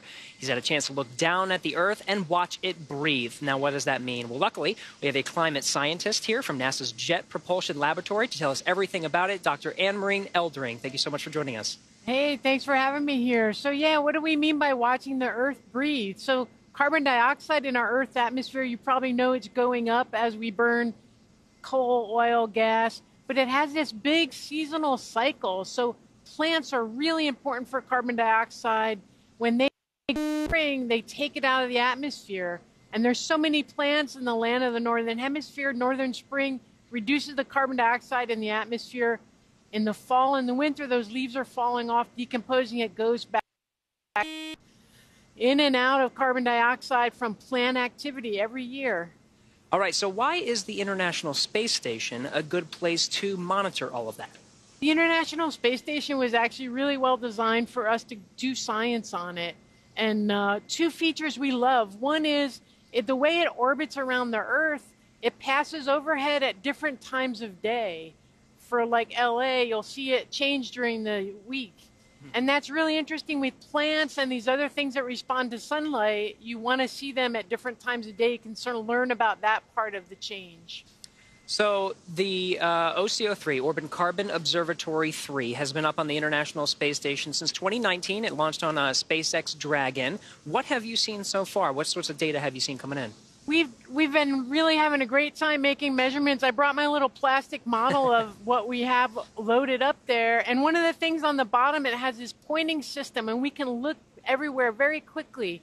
So I brought a graphic along that's a measurement over Los Angeles. We looked at carbon dioxide. In just 2 minutes, we mapped the city. And you can see how there's extra carbon dioxide over the heart of LA as compared to the outer reaches. So we can start to see city scale variation in carbon dioxide and learn more about our own human emissions than we've ever seen before. Now, that's some great data, right? But this is not the only remote sensing tool that's on the International Space Station. What else is up there? It's like a party up there. We've got, especially when you're thinking about plants, we have a neighbor called Jedi. It's looking at how much plant material is there. There's another neighbor called EcoStress. It says what happens to plants when they're hot and dried out. And then this other instrument from the German Space Agency, DESIS, that's figuring out what types of plants are in different places. So when you get all those measurements from the ISS, same time, same place, really powerful for science. All right, Anne-Marie Eldering, thank you so much for joining us. Really Project scientist for Orbiting Carbon Observatory 3. We have a lot more of climate science information that you can find on our website. That's nasa.gov/Earth Day. Now let's get back to the action with Crew-2 with John Innsbrucker here at SpaceX headquarters in Hawthorne, California. John? That's right, Gary, just upstairs from where you are down on the floor. We're coming up on just over 100 minutes before launch. The Falcon 9 launch team began their final activities at T-minus 2 hours. Now, the launch engineers are located in Firing Room 4 in the NASA Launch Control Center on Kennedy Space Center. They've got a view through their large windows of Pad 39A, located just 5 kilometers east of where they're sitting. Now, the Falcon 9 team is loading helium and nitrogen gas into storage bottles on the launch vehicle. Radio frequency checkouts have also been completed, and a final review of launch vehicle testing performed earlier today is underway. Now, the SpaceX chief engineer will check with the team at T-minus 80 minutes to verify we are good to continue the countdown. Now, the next major activity is going to be flowing a small amount of fuel onto the first stage to prime the Merlin 1D engines for ignition. The team is also monitoring fuel and liquid oxygen loading preparations. We're ensuring that the propellants in the ground tanks are correctly chilled prior to loading onto the Falcon at T-minus 35 minutes. Now the view you've got here, the Dragon capsule at the end of the Crew access arm. Well, the crew's been busy this early morning. We've got all 4 of the astronauts are in the capsule. The hatch is closed. The comm checks with the SpaceX launch team are complete, both with the Dragon flight crew as well as the Falcon 9 launch crew. We've also done a leak check, and that confirmed the hatch is correctly installed. It was completed with no leaks. Now, at about T-minus 1 hour, the support team will be clear of the crew access arm and the pad. And actually, right now, we're running well ahead of schedule, so they're beginning to button things up, and so they may actually leave the launch pad area a little bit early. Now, the range will begin their final sweeps of the flight hazard and caution areas. And for the weather, the good news right now is that everything continues to look good. The weather possibility of bad weather is only 5% right now. What we're mostly looking at is in case a cloud with some rain in it pops up along the flight trajectory, but that doesn't look to be a big issue right now. We are waiting at T-minus 1 hour for some last weather data that'll tell us the Dragon weather conditions if they are go for launch. In the case of an abort, we need to make sure that it's not too windy. If Dragon had to do an escape maneuver from the Falcon 9, we don't want the winds to be too high as they come down into the ocean.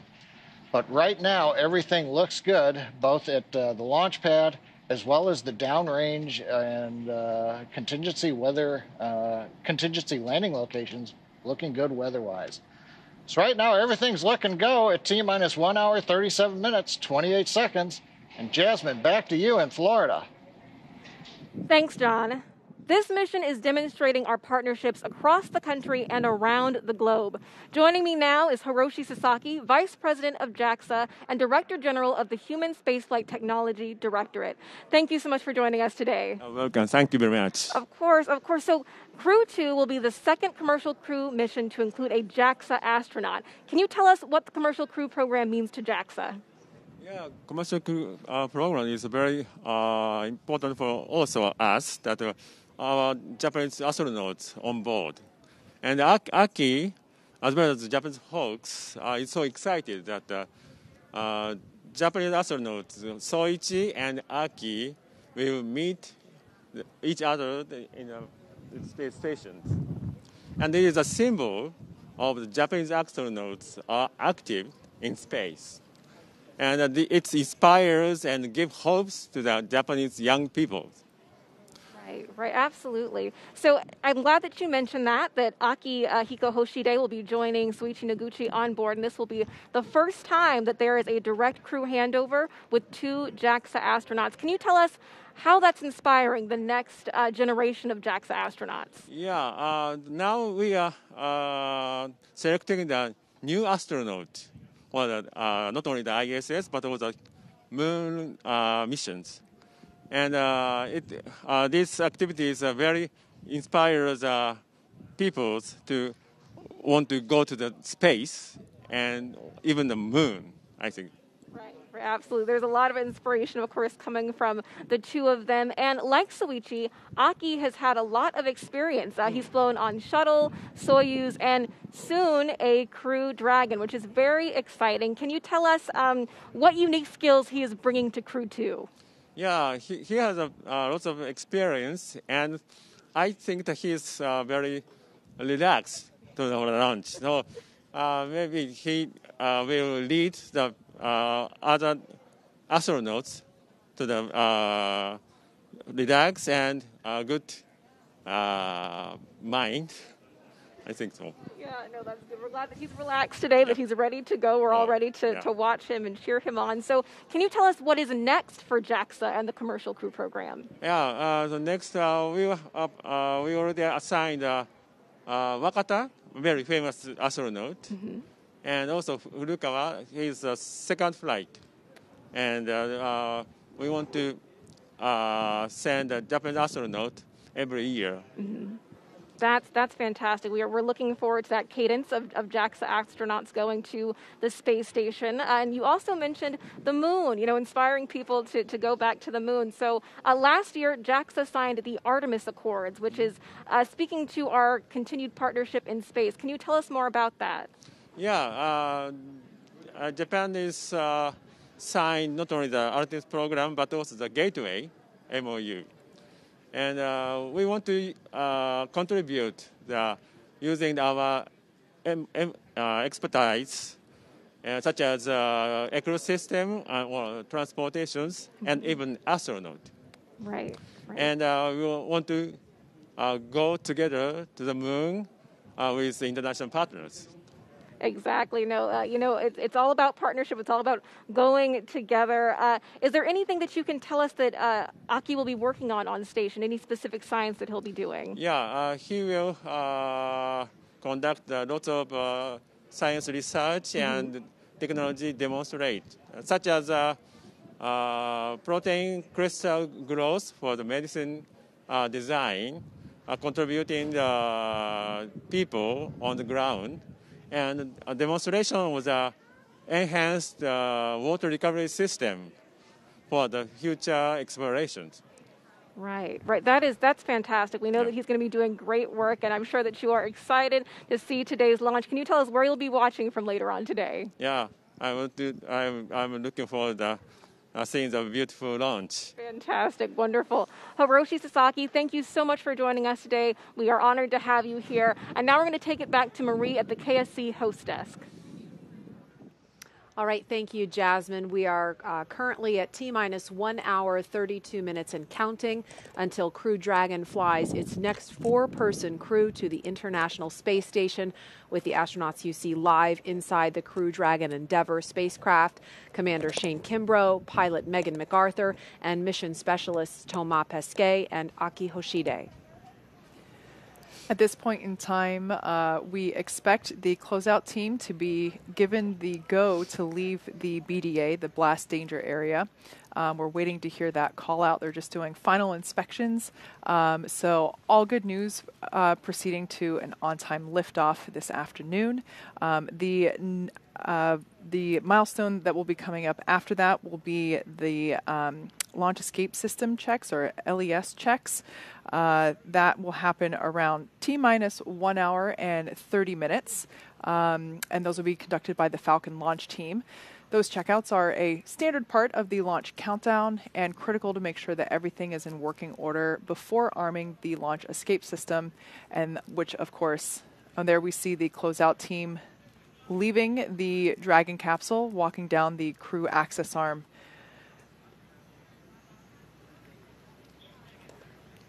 So the closeout team has begun. Dragon SpaceX closeout team has departed the crew arm. Copy, thanks.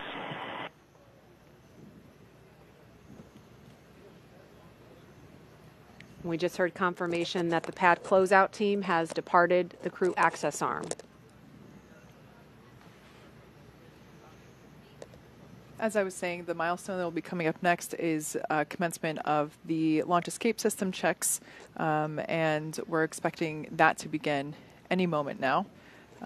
As I was saying, these are standard part of the launch countdown, critical to make sure that everything is in working order before we arm the launch escape system, which of course comes right before we step into propellant loading. And that launch escape system is what basically arms the Crew Dragon capsule to be able to propel itself off of the Falcon 9 rocket in the event of an emergency. And so that is a critical step that has to be taken before the arming of that system that happens just before fueling on the rocket begins at T-minus 35 minutes.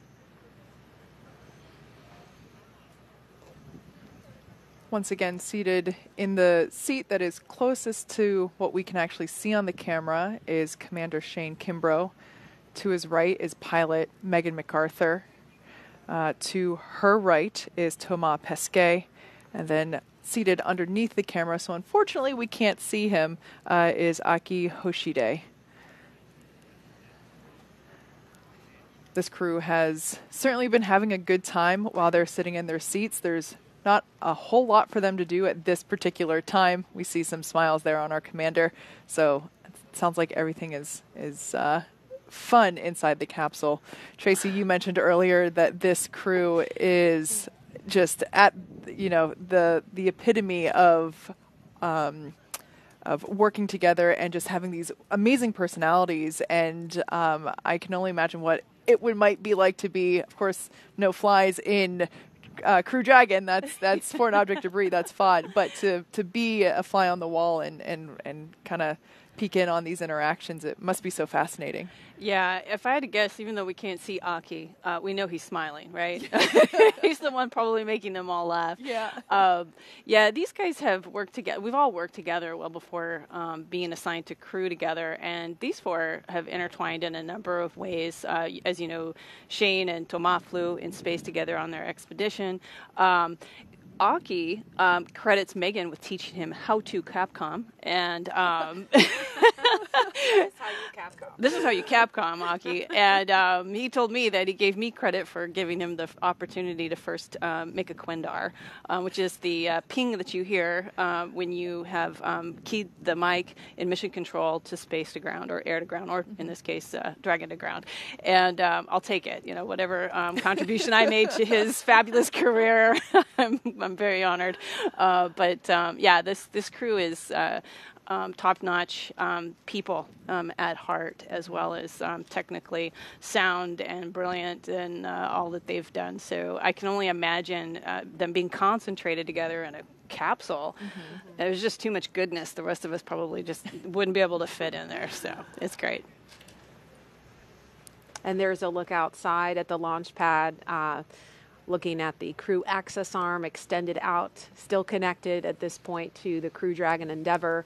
That will retract from the capsule as we get closer to launch, around the T-minus 42-minute mark.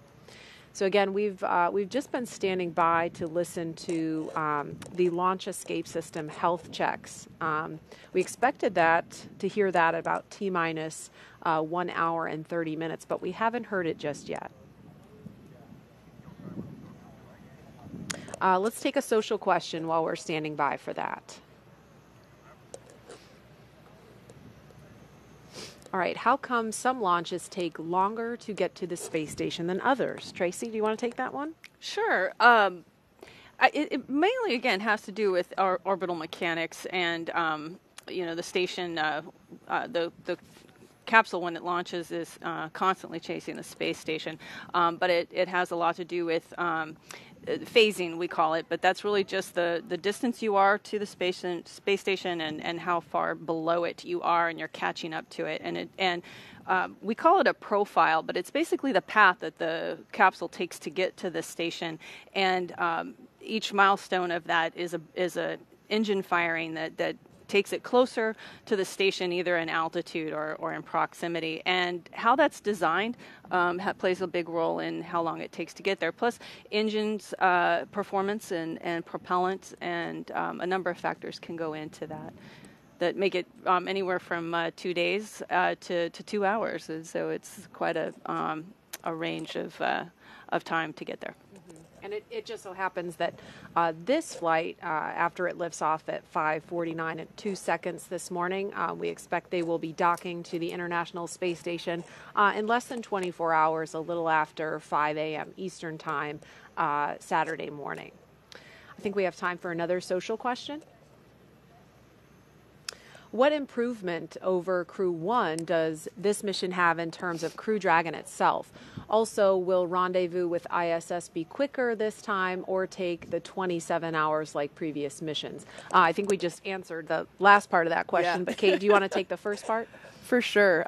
Yeah, we've definitely made a number of upgrades to Crew Dragon. Like I said before, this is a refurbished Dragon. This is the first time that we are utilizing a flight-proven Dragon on a crew mission.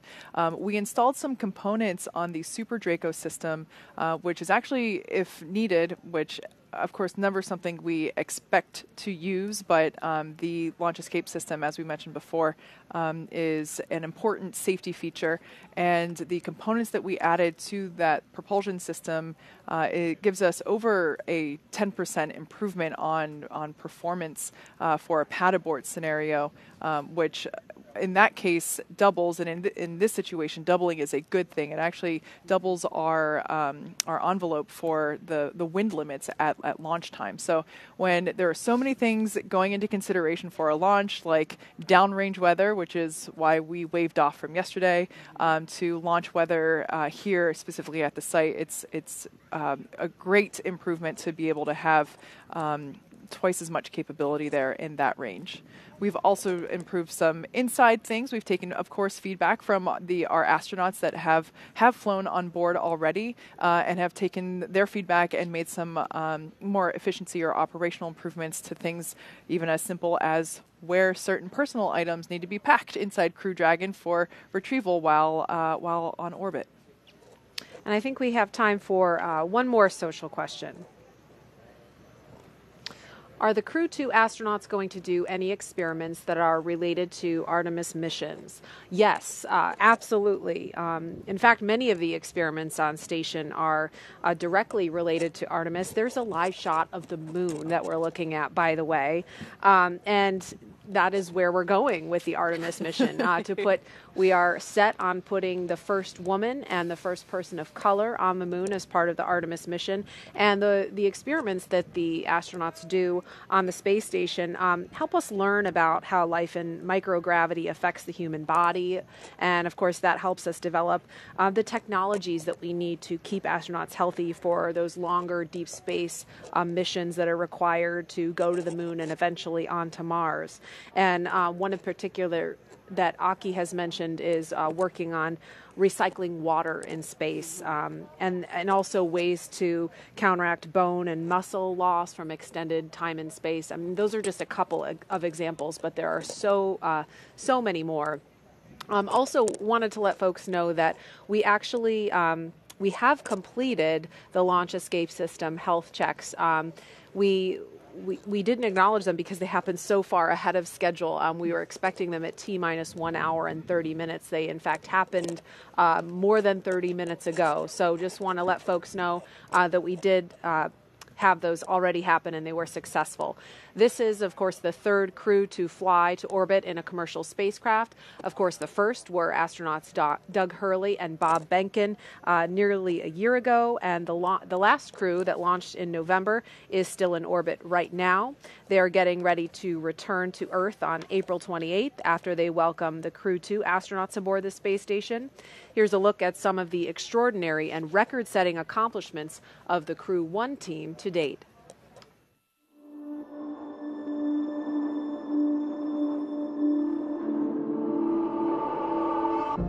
You know, it feels great to be a part of this transition from a test program, a demonstration program, to an operational program. After NASA certified Crew Dragon, Crew-1 is the first mission to the International Space Station. I feel very honored to be a part of this great mission. Dragon, SpaceX, go for launch. When we're sitting on the launch pad, I think what's going to be going through my mind is I want to be in the moment and enjoy the experience. There is just an electricity in the air as that countdown is happening. The engines light and liftoff occurs. 3, 2, 1. Ignition. Liftoff. Vehicles pitching downrange. Falcon 9 is supersonic. Stage separation confirmed. Dragon separation confirmed.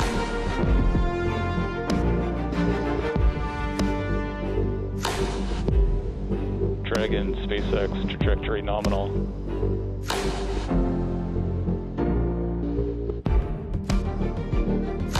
It's really hard to explain living and working in zero-G.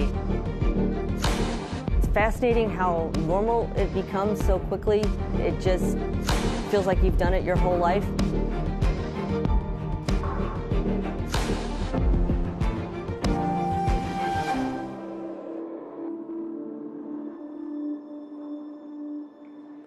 We are on the cusp of the third crewed launch for the Commercial Crew program, signifying a regular cadence of human spaceflight launches from right here at Kennedy Space Center. Joining me now is Center Director Bob Cabana. Thank you so much for being here today with us. Absolutely, my pleasure, Jasmine. What an awesome morning. Right.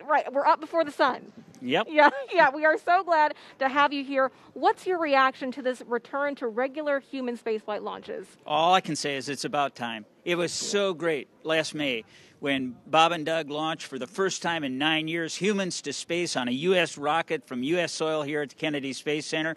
Then to get Crew-1 up there last November. And now this is really cool because Megan's flying in the same capsule that Bob, her husband, went to space in last May. I mean, it's awesome to have this regular cadence again. Yeah, absolutely.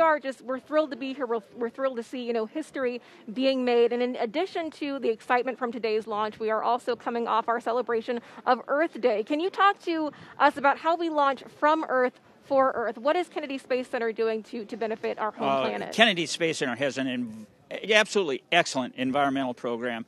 First off, our 144,000 acres here, it's a national wildlife refuge managed for us by the Fish and Wildlife Service. I've been out and seen the sea turtles. I've helped count eggs, look at eggs, see the nest. It's awesome. It is so cool. We just signed an agreement with Florida Power and Light. They have put in a 491-acre solar farm. It takes care of like 15,000 homes, the electricity that this solar farm generates. We want to be very ecologically friendly. One of the neat things that we're doing here at Kennedy Space Center, we're responsible for plants, growing plants in space, growing plants when we go to the moon, going to Mars, food for the astronauts. Real processed food loses nutrition over time. And there's a psychological benefit to having plants in space, too. So I think it's kind of cool to be able to take, part of planet Earth with us into space as we move on. But no, I'm really proud of our environmental program here at KSC. Right, absolutely. And you really understand the importance of taking pieces of home up to the space station. You have flown 4 times on shuttle. You understand probably more than most of us how our astronauts are feeling today. So have you spoken to them recently? How are they doing? The crew is doing outstanding. I talked to them the other night. They are ready to go. Everything's tracking well on the launch. I can't wait to see those guys blast off. I got to see them come out of crew quarters and get in their Teslas and drive out to the pad. They're all looking great. Their families are great. But, I know they're really focused right now. This is once you strap into that spaceship, you're just thinking about doing everything right, making sure that you do your job to get safely to space. Right. Now, and you have seen, how this spaceport has changed over time. You were recently recognized as the longest-serving center director, so congratulations on that. Can you talk to us about how it's evolved over time? Absolutely. The shuttle paid for everything at the Kennedy Space Center. And, of course, that program came to an end in July of 2011. We had about 15,000 contractors and civil servants working here at the end of the shuttle program. When Atlantis landed on a Thursday in July, on Friday, 2,000 contractors got pink slips and walked out the door. We went from a workforce of 15,000 down to 7,500. Then we took a look at, hey, what do we need to support the future? And the future was SLS and Orion, but it was also enabling commercial operations. And we got a lot of stuff off our books that we had no need for, that didn't support commercial operations or the SLS Orion Artemis program.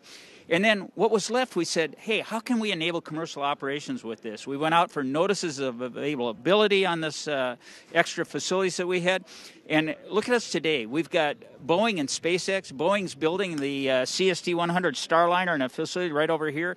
The Air Force X-37 orbital test vehicles operating out of these former shuttle facilities over here. We got SpaceX out on pad 39A, where we went to the moon and launched shuttles. A 20-year use agreement to utilize that pad, launching cargo and crews to the International Space Station, as well as their commercial missions. Space Florida is operating what used to be the shuttle landing facility now and commercializing it. We've got Exploration Park, a research and development park on NASA property outside the secure perimeter. Space Florida operates that. We got Blue Origin out there. We got more companies coming in. I mean, this is an exciting time for America's space program. Right. No, absolutely. There's a bright future right here at Kennedy Space Center. Director Bob Cabana, thank you so much for being here with us today. Now we're going to take it back to Jesse and Hawthorne for a launch update. I have it in my script, if that helps.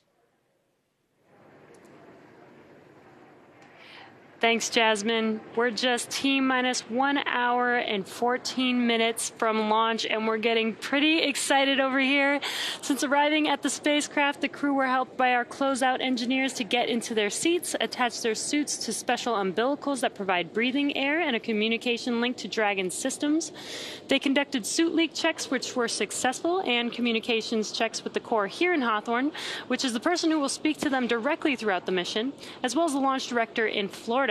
This is where they're checking their comm path through both ground stations and data tracking and data relay satellites that we'll use to talk to the crew the entire way to the station. And after those suit leak checks, the closeout team was able to seal the hatch, which also gets its own leak check. The closeout team has departed the pad, and weather operators will kick off their final check on wind speeds at the pad, which will be used during the final go, no-go for launch. Now, before we get to that final go, no-go, the various teams at both NASA and SpaceX will do an internal go poll, making sure conditions are right with the Falcon 9, the Dragon, the Crew, the range, and the space station before that final go is given. Let's check back in on Houston for a status on the team supporting the space station on their readiness for launch. Courtney. Thanks, Gary. The team here in Mission Control Houston remains go for launch. All systems on board the station that are required to be healthy for this mission are continuing to look good. Before the station team is go for launch, they must verify that key systems on board the station are functioning as expected. This includes life support systems like oxygen generation, carbon dioxide removal, and the water recycling system that allows us to reuse about 90% of the water we send to station. We're also ensuring that the computers that allow us to command the station's major subsystems, essentially the station's nervous system, are functioning normally. We also work with our Russian counterparts to ensure that both methods of controlling the station's attitude are fully functional. This includes the large U.S. gyroscopes and the thrusters found on the Russian segment. Both systems play a critical role during Dragon's docking. Mission Control Houston will be closely monitoring the crew's flight and checking off milestones for most of the journey. Again, Flight Director Paul Kanya is now on console, leading flight controllers here in Houston for launch, and Flight Director Scott Stover will lead teams for docking tomorrow, expected to take place at 4:10 a.m. Central Time. The International Space Station team is ready for launch, so I'll send it back to Hawthorne. Gary? All right, thank you, Courtney. As we mentioned, the Crew-2 astronauts will spend about 6 months on the International Space Station. During this time, the Crew-1 astronauts will depart the station and return to Earth. They're set to undock from the station in the Crew Dragon Resilience on April 28th and splash down off the coast of Florida, where they'll be picked up at sea by one of SpaceX's recovery vessels. Next, SpaceX will launch Commercial Resupply Mission 22, or CRS-22, to the space station to deliver cargo and supplies to Crew-2 and the astronauts and cosmonauts aboard. It will automatically dock to IDA-3 at the Zenith port of the Harmony module. Before Crew-2 returns home, they will hand the baton to the next crew to arrive at the orbiting lab on Crew Dragon, the Crew-3 crew. That mission is targeted to launch this fall. It will carry Crew Dragon Commander Rajachari, pilot Tom Marshburn, whom are both of NASA, mission specialist Matthias Maurer of the European Space Agency, as well as a fourth crew member who will be added soon. The Crew-3 astronauts will also complete a 6-month mission as expedition crew members aboard the space station. They will will be joined there by 3 additional crewmates who will launch on a Russian Soyuz spacecraft. This will mean that 7 people will be on the space station at one time, allowing NASA to effectively double the amount of science conducted in space. This will be Chari's first trip to space, but he has more than 2,500 hours of flight time as a test pilot. The U.S. Air Force colonel is also a member of NASA's Artemis team and is eligible for assignment to a future mission to the moon.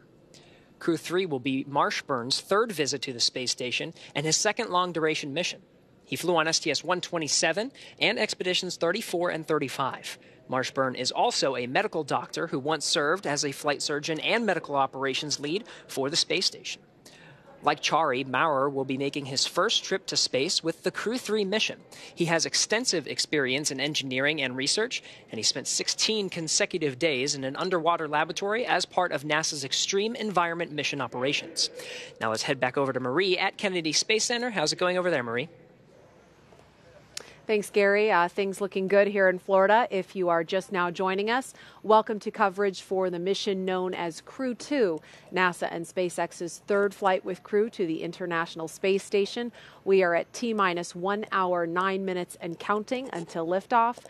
Myself and Kate Tice and Tracy Caldwell-Dyson here have all been vaccinated against COVID-19, and that's why you see us here sitting together without masks on.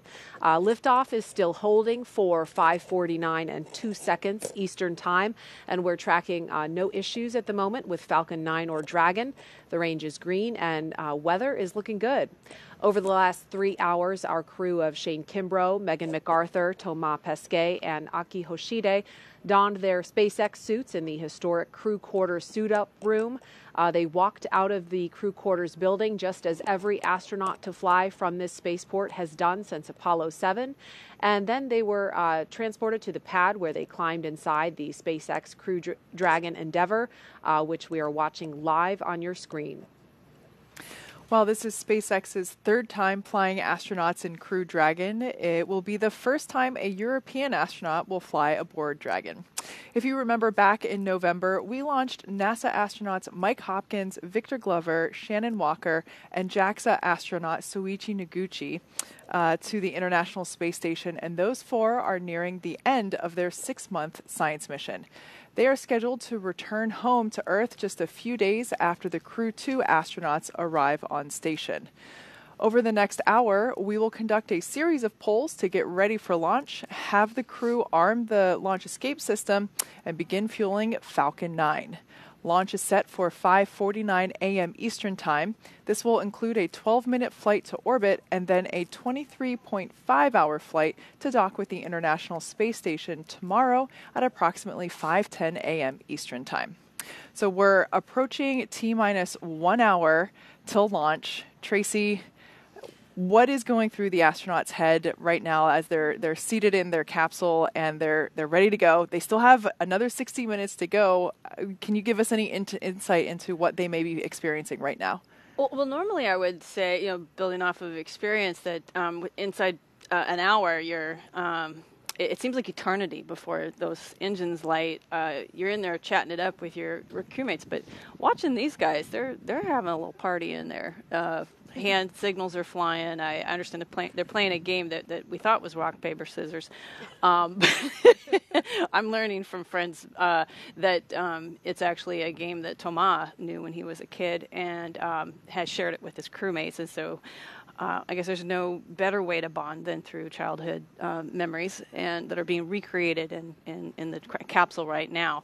But all kidding aside, these guys are probably glancing back and forth at their monitors, like you see there, and just checking systems, making sure that they're keeping track of what's going on with the vehicle, listening to the sights and sounds, maybe a little bit of chit-chat, but inside an hour they're listening up for what might be coming in through their ear from the teams on the ground. Sure. Today's flight is the second of 6 planned rotational missions NASA has contracted already with SpaceX as part of the agency's Commercial Crew program. The success of the Demo 2 test flight last year allowed NASA to complete certification for SpaceX to fly astronauts like these regularly to and from the International Space Station, and that paved the way for the Crew-1 launch last fall. Now this next crew is getting ready to lift off in the exact same capsule named Endeavour that Bob Behnken and Doug Hurley first flew in almost 1 year ago. We've been hearing from the crew on board Dragon. Like you can see there, they're currently strapped into their seats, and they've already gone through all of their communication and suit leak checks. They're able to follow all the milestones that they still have ahead of them on the displays there just above them, which allow them to gain insight into all of the Dragon and Falcon 9 systems as we continue to proceed towards launch. So right now, as we're coming up to the T-minus 1 hour and 5 minute mark, let's check in with Hawthorne for a status on both vehicles. John, what updates do you have for us now? Okay, we've had, as you've been saying, a smooth countdown. The SpaceX team is working no issues, and the pace is beginning to pick up. In the Falcon 9, final propulsion checkouts of the first and second stages in the engines began just a few minutes ago in preparation for propellant loading. Now, at T-minus 45 minutes, the team will report their readiness with a final electronic go-no-go poll. At T-minus 35 minutes, Falcon 9 propellant loading will begin. The Dragon spacecraft you can see right here on the monitor with the crew access arm next to it. Earlier today, the Dragon operators performed a series of checkouts of the Dragon flight systems, and the spacecraft is also currently go for launch. The 4 astronauts are currently inside Dragon, and the hatch is closed. The SpaceX closeout team has left the pad, and they'll be outside of the blast danger area very shortly. Now, before we can start loading propellant on the Falcon 9, we've got 2 major items to perform. First, we need to retract that crew access arm away from the Dragon capsule to its launch position. Now, that'll happen between T-minus 44 and T-minus 42 minutes. Now, we move the access arm away to obviously clear the way for launch, but we also do it in case the Dragon capsule has to leave the launch pad in the event of an emergency before launch. Now, once the arm is out of the way, the launch escape system will be armed. And with these 2 events complete, Dragon will be ready for Falcon propellant loading. Now, the range is currently clear for launch from historic Pad 39A. The worldwide network of ground stations and the tracking and data relay satellites are ready to support Dragon as it heads into orbit. On the weather front, weather continues to look good, both at the surface level, the upper altitudes. We are continuing to wait for a final input from the weather team coming up in about 5 minutes on ground level winds in case we had a Dragon abort somewhere near the launch pad. Right now, those conditions are go, but we're getting one more set of balloon data to make sure that everything is good. Now today, we have an instantaneous launch window at 5:49:02 Eastern Daylight Saving Time, or just after 49 minutes past this hour. Now once we begin loading propellant, there's no opportunity to change the T0. We are committed. We're going to get one chance at it today. But the good news, Jesse, at T-minus 62 minutes and counting, we are go for launch. Thanks, John. It's good to hear that we are still go. Today's launch marks the second time a rotational crew will fly on a commercial spacecraft, and each of our crew members brings a diverse set of experiences to today's flight. Crew Dragon Commander Shane Kimbrough will be making his 3rd trip to space. He was born in Killeen, Texas, and raised in Atlanta, and was selected as an astronaut in 2004. Kimbrough is a retired U.S. Army colonel and holds degrees in aerospace engineering and operations research. He first launched aboard the Space Shuttle Endeavour on STS-126, then aboard a Russian Soyuz spacecraft for Expedition 49 and 50. Kimbrough has spent a total of 189 days in space and has performed 6 spacewalks. Pilot Megan MacArthur will be making her 2nd trip to space, but her first one to the space station. She was born in Honolulu, but considers California her home state. She holds degrees in aerospace engineering and oceanography, and was selected as a NASA astronaut in 2000. MacArthur served as a mission specialist aboard Space Shuttle Atlantis on STS-125, the final servicing mission of the Hubble Space Telescope in 2009. She operated the shuttle's robotic arm over the course of 12 days and 21 hours, capturing the telescope and maneuvering crew members throughout the 5 spacewalks to upgrade Hubble's science instruments, along with removal and replacement of other components to lengthen the telescope's life. Hubble continues to operate to this day, providing scientists the opportunity to make more and more deep space discoveries.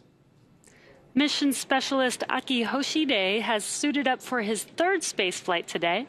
Born in Tokyo, Hoshide was selected as an astronaut in 1999 by the National Space Development Agency of Japan, known today as JAXA.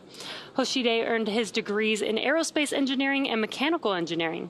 He flew on STS-124 aboard the Space Shuttle Discovery to deliver and install Japan's science laboratory, Kibo. He also flew aboard the Russian Soyuz on Expeditions 32 and 33 for a 124-day visit to the space station. Things continue to progress nominally.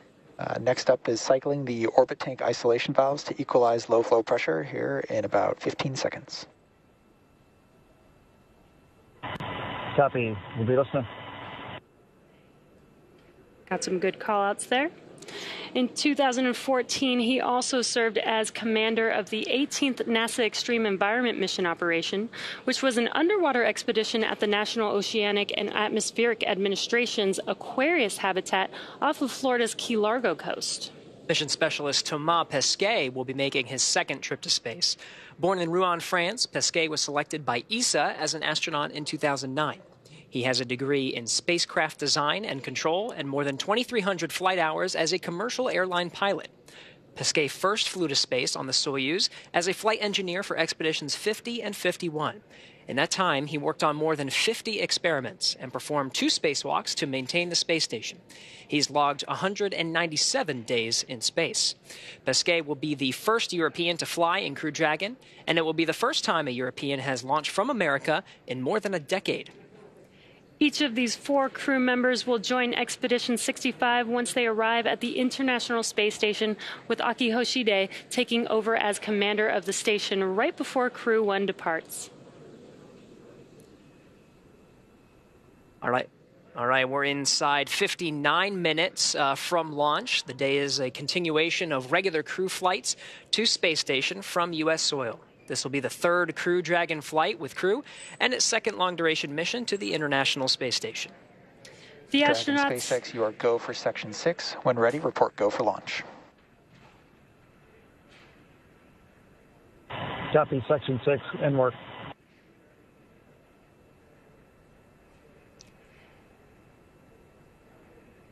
The astronauts are also flying on the Crew Dragon Endeavour, which is the same capsule that launched Bob Bacon and Doug Hurley last year. And today, Bob's wife, Megan, is the pilot on this flight, sitting in the same seat that he did.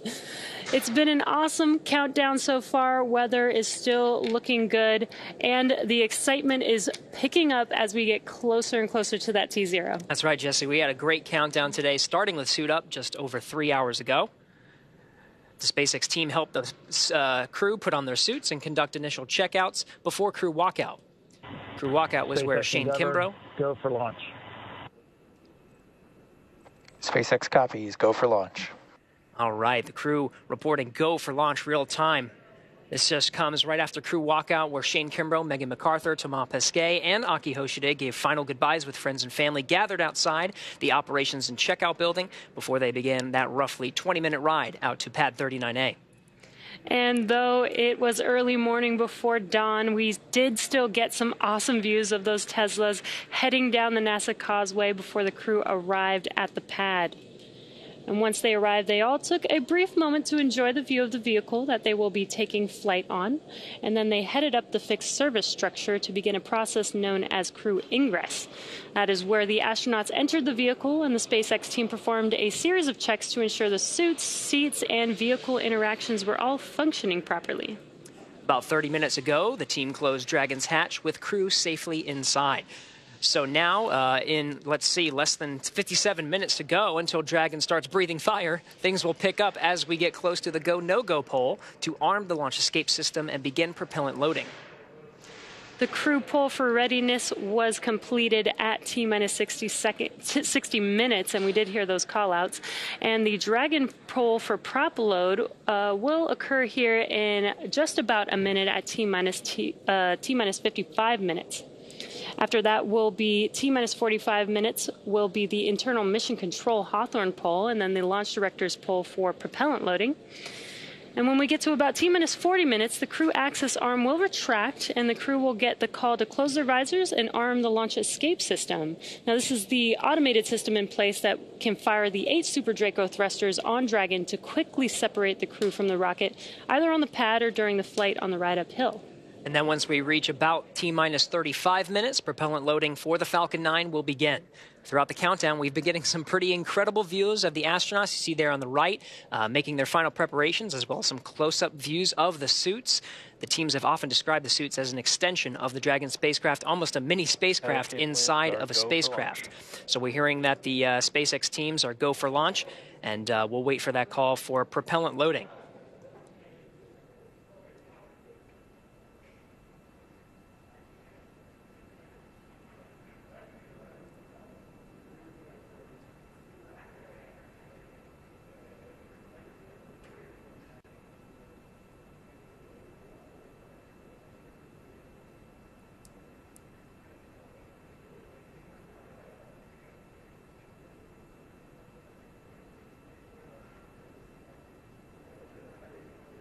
Now, as we wait for that call for the teams to begin propellant loading, we are hearing that there was a weather brief at L-1 hour. We're still looking go for today's launch. Pad escape winds are go. The weather up the ascent corridor is go. Everything tracking as we're inside now, 55 minutes to launch.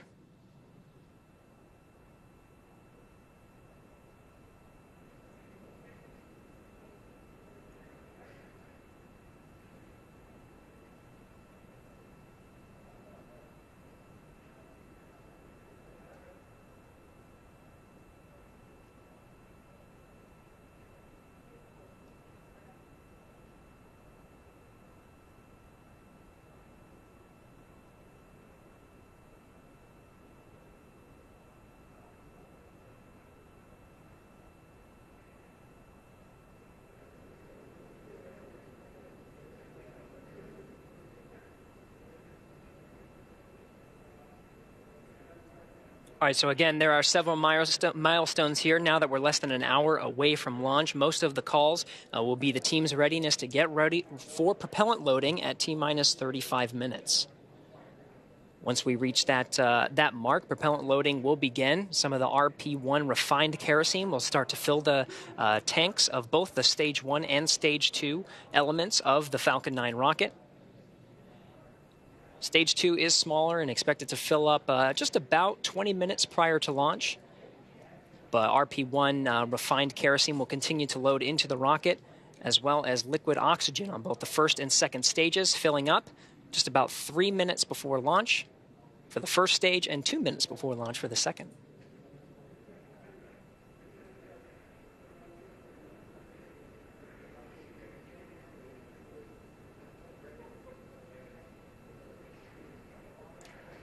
All right, and we are hearing that the Dragon teams did conduct that go poll electronically here in Mission Control Houston. The first checked and the first milestone to go for prop load is underway. There's going to be another poll coming up at T-minus 45 minutes with the launch teams, and then prop load is set to begin at T-minus 35. Until then, let's go over to Jasmine over at the Kennedy Space Center. Jasmine?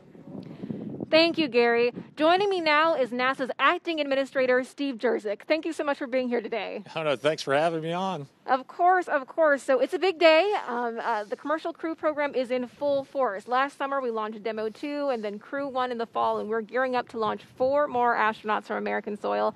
How does that feel? It feels amazing. If you would have told me a year ago that we would get 3 crew flights launched in less than a year, I would have just been ecstatic, and I am ecstatic today for the third flight with SpaceX. It's a lot of firsts with this flight, including the first crew rotation. Having that 4 crew on station in the U.S. segment continuously with the commercial crew program transportation capability is going to accelerate the research and technology development we're doing on station, both to benefit folks here on Earth as well as prepare for our Artemis missions. Right. And with this mission today, we're looking at the space station. But of course, with Artemis, we're going even further to the moon. NASA just announced that they selected SpaceX to develop the first human lunar lander since the Apollo days. What does that mean for our sustained return to the moon? Yeah, so that kind of completes all the systems we need to develop for the first astronaut landing on the moon under Artemis. So we have the SLS, the core stage test. Was successful a month ago at Stennis, and so that core stage for SLS for Artemis 1 is on a barge and headed to Kennedy Space Center as you speak. It'll arrive here next week, and that'll mean all the components of SLS are here at Kennedy for integration for the Artemis 1 mission. Orion is ready to go for Artemis 1. The Gateway, we did a review of the Gateway the other day, and the Gateway's starting to come together. And then, of course, the last piece is the Ewing landing system, which will transport astronauts from lunar orbit to the surface and back to lunar orbit. So it's really exciting to have the landing system in full development. It's the last piece that we need for our first Artemis missions. And later this year, hopefully, we'll conduct the first Artemis 1 mission, which will be an uncrewed test flight around the moon. Right. So that is exciting. As we are looking at going to the moon, we're also looking at even further to Mars. We made history just this week with the first flight of Ingenuity. There's also the MOXIE experiment that is converting the Martian atmosphere into oxygen. So what does that mean for our hopeful one day putting people on Mars? Yeah, so the science missions, the robotic missions are really important because they fill knowledge gaps for us that we need to fill to plan out eventually human missions to Mars. So, for example, there's a weather station on Perseverance. And for the first time, we're getting 5-day weather forecasts from Mars, right? So also that weather station characterizes the dust, the size and properties of the dust. And that's really important for mitigating that dust in suits and systems. So it fills knowledge gaps. But MOXIE is really important, right? We generated oxygen from atmospheric CO2, and using the resources of Mars is critical because it will be very challenging to take all the oxygen and all the fuel and water that we need with us for an astronaut mission to Mars. So getting oxygen from the atmosphere and exploiting the frozen water in the regolith or Martian soil is really important because we can break that water down into oxygen and hydrogen for fuel.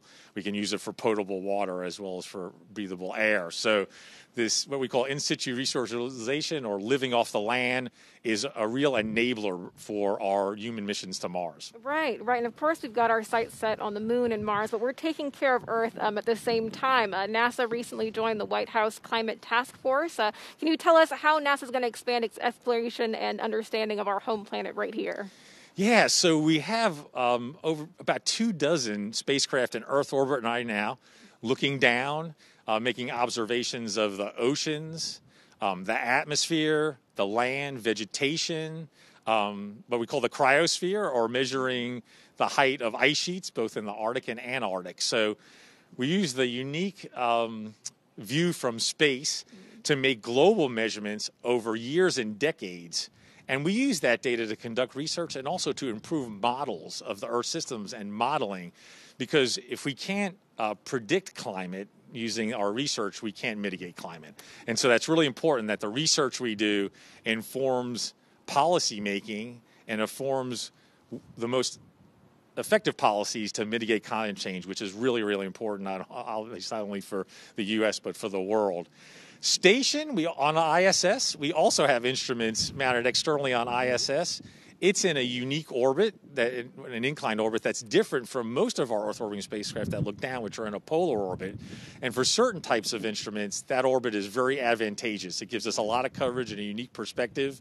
And so we're using ISS more and more as an Earth observation platform. So, both with both with the research we do with NASA, with our other government agency partners through the U.S. Global Change Research Program, and also in collaboration with our international partners. We're going to continue to make those observations, do that research, and improve our ability to predict climate change. Right. We are making progress across the universe. NASA Acting Administrator Steve Jerzik, thank you so much for joining us today. Now we're going to take it back to John and Hawthorne as action begins to pick up on the pad.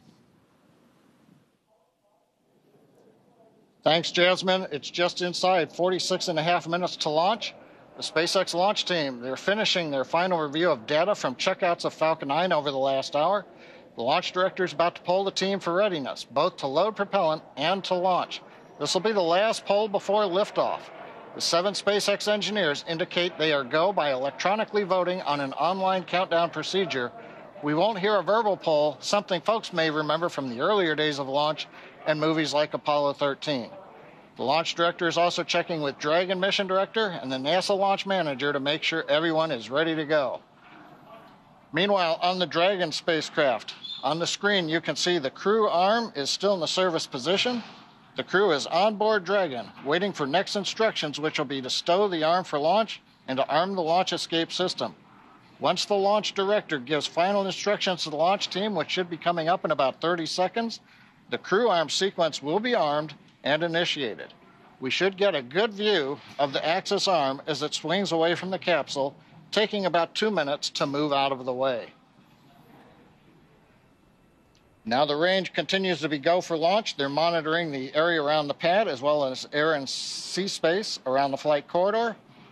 And on the weather front, the weather officer gave a fantastic at the T-minus 1 hour briefing. The winds for all conditions of flight, liftoff, contingencies, getting into space, everything looks good both at ground level and upper altitude. So right now we're just waiting to listen to the SpaceX launch director give the poll and then also give the instructions to the team and move into retracting the crew access arm. So we're going to listen for a minute to the countdown net.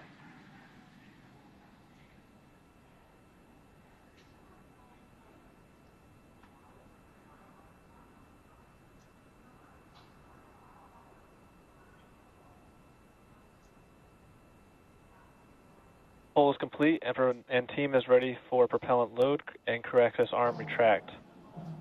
For non-urgent no-go conditions, brief the CE or LD and they'll approve aborting the launch auto sequence and proceed into launch abort.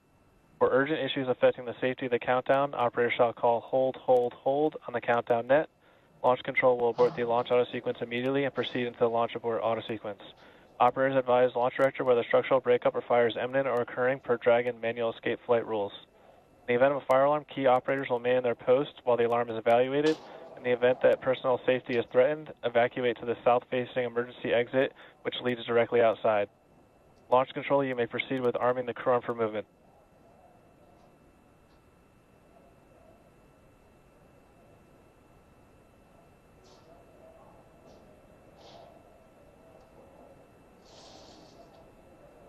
Crew access arm retraction started.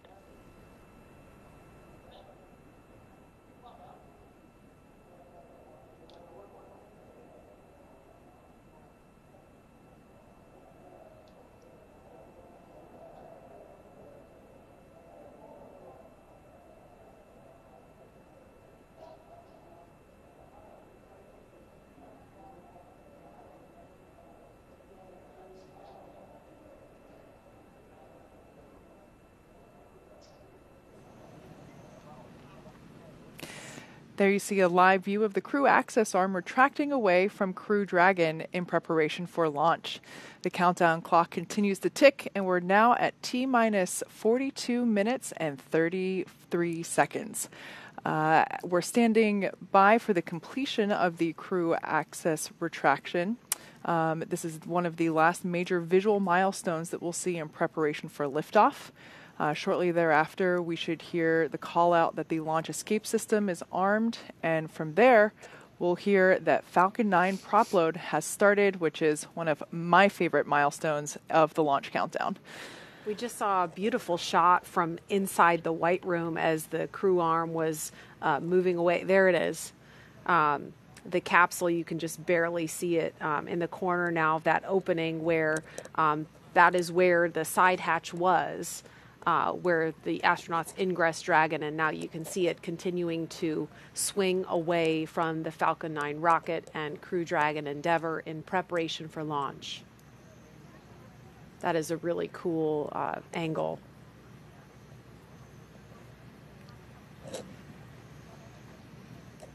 And Tracy, as we're watching the crew arm still retracting here, we are about to have the International Space Station fly over us, right? We are, yes, here at KSC, Kennedy Space Center. It looks like in another minute to the southeast, traveling across east-northeast, the station should be visible overhead. Crew access arm retraction complete.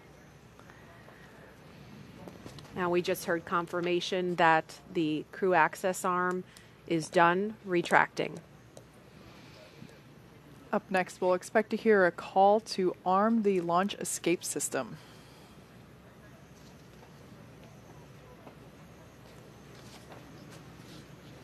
Dragon SpaceX, you are go for Section 7. Close visors and arm launch escape system.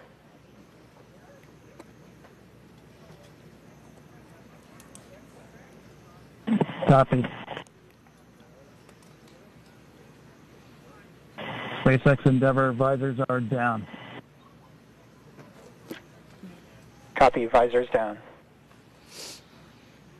Okay, so the crew there reporting that they have closed and locked their visors in place in preparation for the launch escape system arming.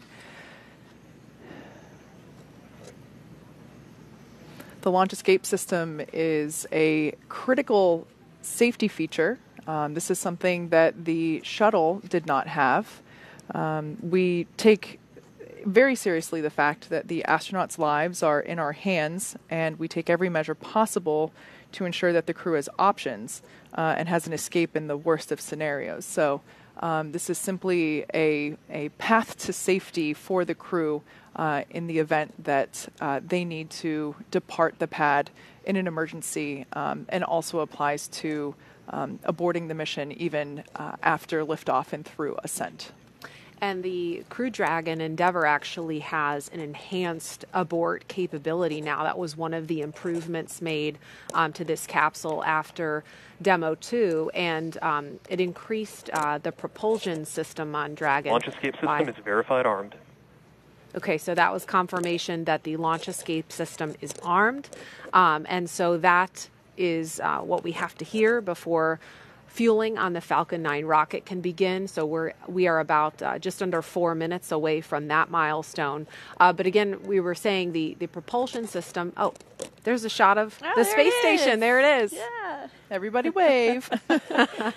They're waving down at us. I think they're watching right now. So they are. You know they are. Yeah. Hi guys. Hi. We see you. So that's super cool.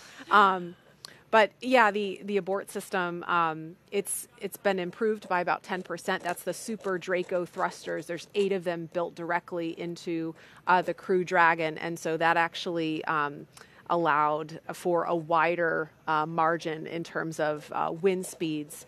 So there's greater opportunities for launch. But weather not looking like much of a concern at all today. In fact, last we heard there's less than 5% chance of violation. So more than 95% go conditions, which is great. Yeah. Pretty rare for launches from here. And that launch escape system, how that works is, once the fueling begins at T-minus 35 minutes, if there's any kind of emergency, Crew Dragon can launch itself off the top of the Falcon 9 rocket, and then it would splash down under parachutes off the coast in the Atlantic, and we have rescue teams pre-positioned in the event of an emergency if that happens, which is highly unlikely, but it's something the NASA and SpaceX and Department of Defense teams practice for extensively. That launch escape system is also equipped to perform an abort after liftoff. We would call that an in-flight launch escape, and that can happen at any point throughout the ascent trajectory. Yeah, we actually tested this launch escape system in multiple ways. We performed a pad abort test where a Dragon capsule was on the pad and simulated an abort where it took off like a rocket like you've never seen and deployed parachutes and splashdown in the Atlantic Ocean. We also conducted an in-flight abort test, which was incredible to witness. I mean, it was a test unlike any other that we'd performed before, and where we launched a Falcon 9 rocket with a Dragon on top, and about 100 seconds into flight, simulated an anomaly. Dragon took off and deployed parachutes, splashed down, and so this is a system that we have tested, but never expect to utilize. Once again, the booster that you're looking at now, if you're wondering why it looks a little dirty, that is actually soot that was left from reentry after its last mission. This particular booster supported the Crew-1 mission very recently, and we have, there we can see a photo of our Crew-2 astronauts. Actually, they're holding up their fingers because they have soot. They signed their initials, their names into the soot there in the background. So I've said before, I love the human spaceflight traditions that we have, and I think this is a new one. Tracy, you said it earlier. Yeah. We never got to draw on the shuttle before we launched, so this is kind of cool. Yeah, Thomas, they were answering questions about it, and he started to say we carved our initials, and he quickly stopped himself. No, we didn't carve anything into the Falcon 9. We traced our initials in the side of the rocket, and so you could see closely in that photo, if you look, you could see the initials of each astronaut. So that's really cool and something that we look forward to seeing on future reused boosters. This one is set to land. Load has started. Okay, we just heard confirmation that fueling has begun on the Falcon 9 rocket. And this first stage booster is set to land on a SpaceX drone ship at sea after liftoff.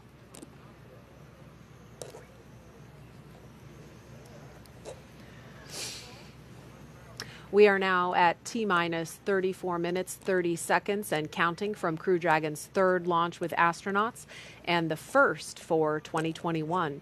Today begins the next 6-month rotation mission to the International Space Station.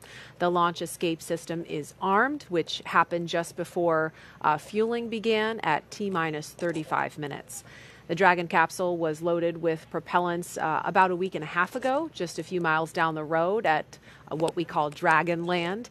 And in order to fly, Dragon needs a fuel and an oxidizer. And Kate, I'll let you talk more about the fuel. Yeah, so for that fuel, we use monomethylhydrazine, or MMH, and nitrogen tetroxide, or NTO, for the oxidizer.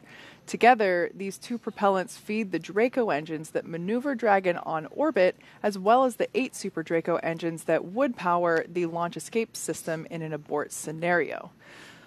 And again, now that the fueling is underway on Falcon 9, that means the 8 Super Draco engines built directly into Crew Dragon are ready, if needed, to launch the capsule off of the Falcon 9 rocket in an instant should there be any kind of emergency associated with the rocket or the launch pad.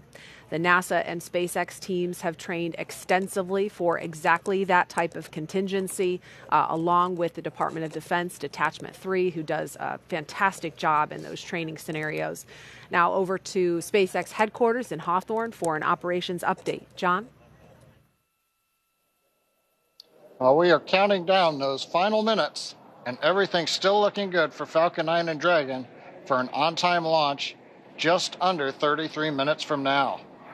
Falcon 9 did begin propellant loading just a couple of minutes ago. We heard it. Now, the first and second stages of Falcon 9 are each loaded with 2 liquid propellants. One is fuel. That's loaded into the tank at the bottom of each stage. The other is an oxidizer, and that goes, obviously, into the tank at the top of each stage.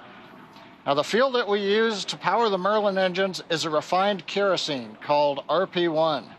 And the oxidizer loaded on each stage is densified liquid oxygen called LOX. Densified means that it is kept much colder than typical for launch vehicles, and it takes up less volumes. So this allows us to get more oxidizer loaded onto the first and second stages. Now, to ignite the fuel and oxidizer in the Merlin rocket engine, we use an ignition fluid called T-tub. When T-tub comes in contact with oxygen, it burns, and it gives off a green-colored flame. Now, once we've got the flame going, we add the kerosene fuel into the Merlin chamber, and the engine ramps up to full power. You might see the green flash just as the second stage engine ignites following stage separation. Now, currently, we've just begun. The first stage fuel tank is about right now a little under 10% full.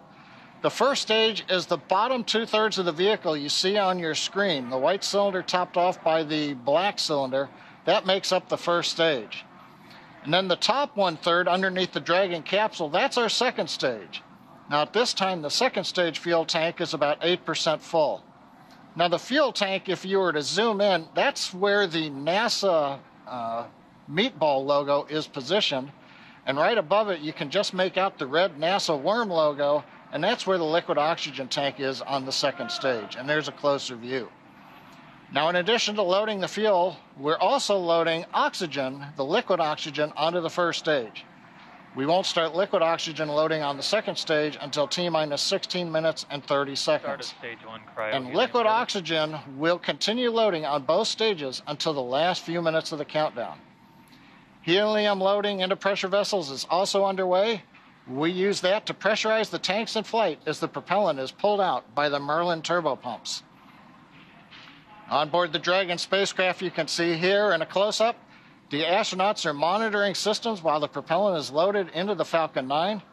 The crew training in the simulator included playback of sounds that we've recorded in the Dragon capsule during recent flights. So they get an idea what all that hissing and popping and banging is from the vent valves and the pressurization systems. Now the range continues to report no problems. They are go to support launch.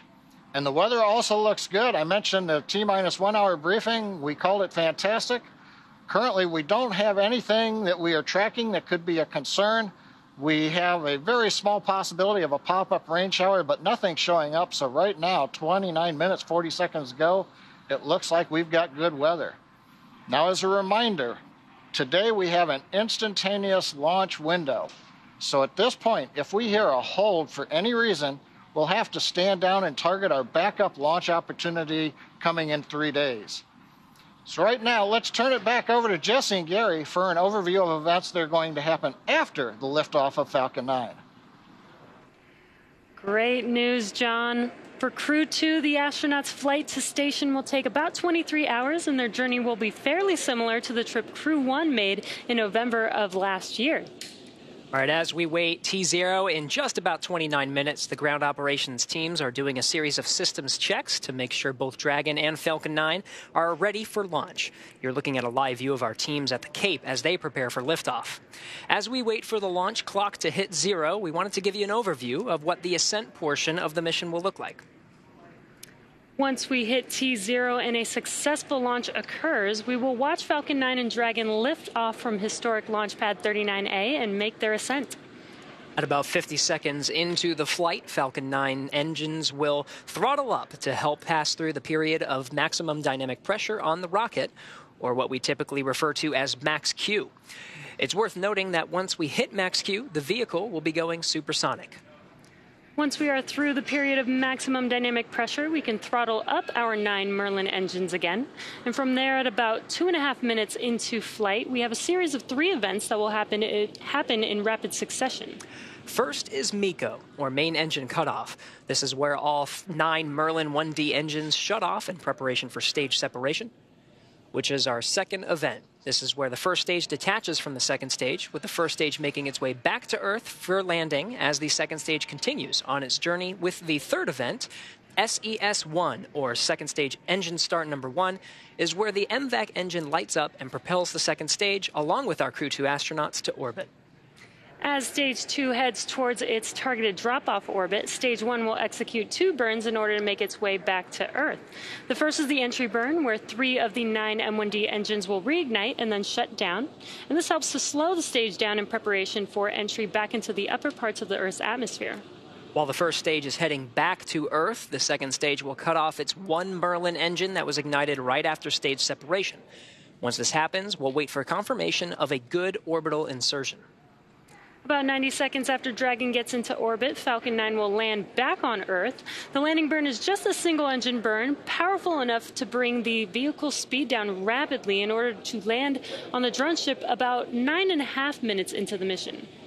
While Falcon 9 first stage is landing, Dragon is preparing to separate from the second stage. At about 3 minutes after the second stage gets into orbit, we should have a great view of Dragon with its 4-person crew drifting away from the second stage. Once Dragon is a short distance away, it will begin checking out its Draco maneuvering thrusters to make sure Dragon continues to increase separation distance from the second stage. It's worth noting that these are not the Super Draco engines that would be used during an abort scenario. About 40 seconds after separation, Dragon's nose cone deploy sequence will begin. It will take roughly 4 minutes for the nose cone hooks to unlatch and open, exposing its guidance navigation controls, or what we call GNC, that will help Dragon autonomously fly to the space station. And lastly, once the nose cone is deployed, the remaining Draco thrusters on the forward bulkhead will be checked.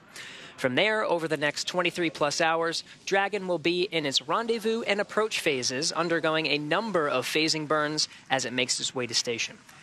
All of that will be coming up soon. For now, let's check back in with Courtney in Mission Control Houston. Courtney. Thanks, Gary. The space station team here in Houston is focused, and the critical systems on the station continue to function normally. The teams have verified the command path from the ground through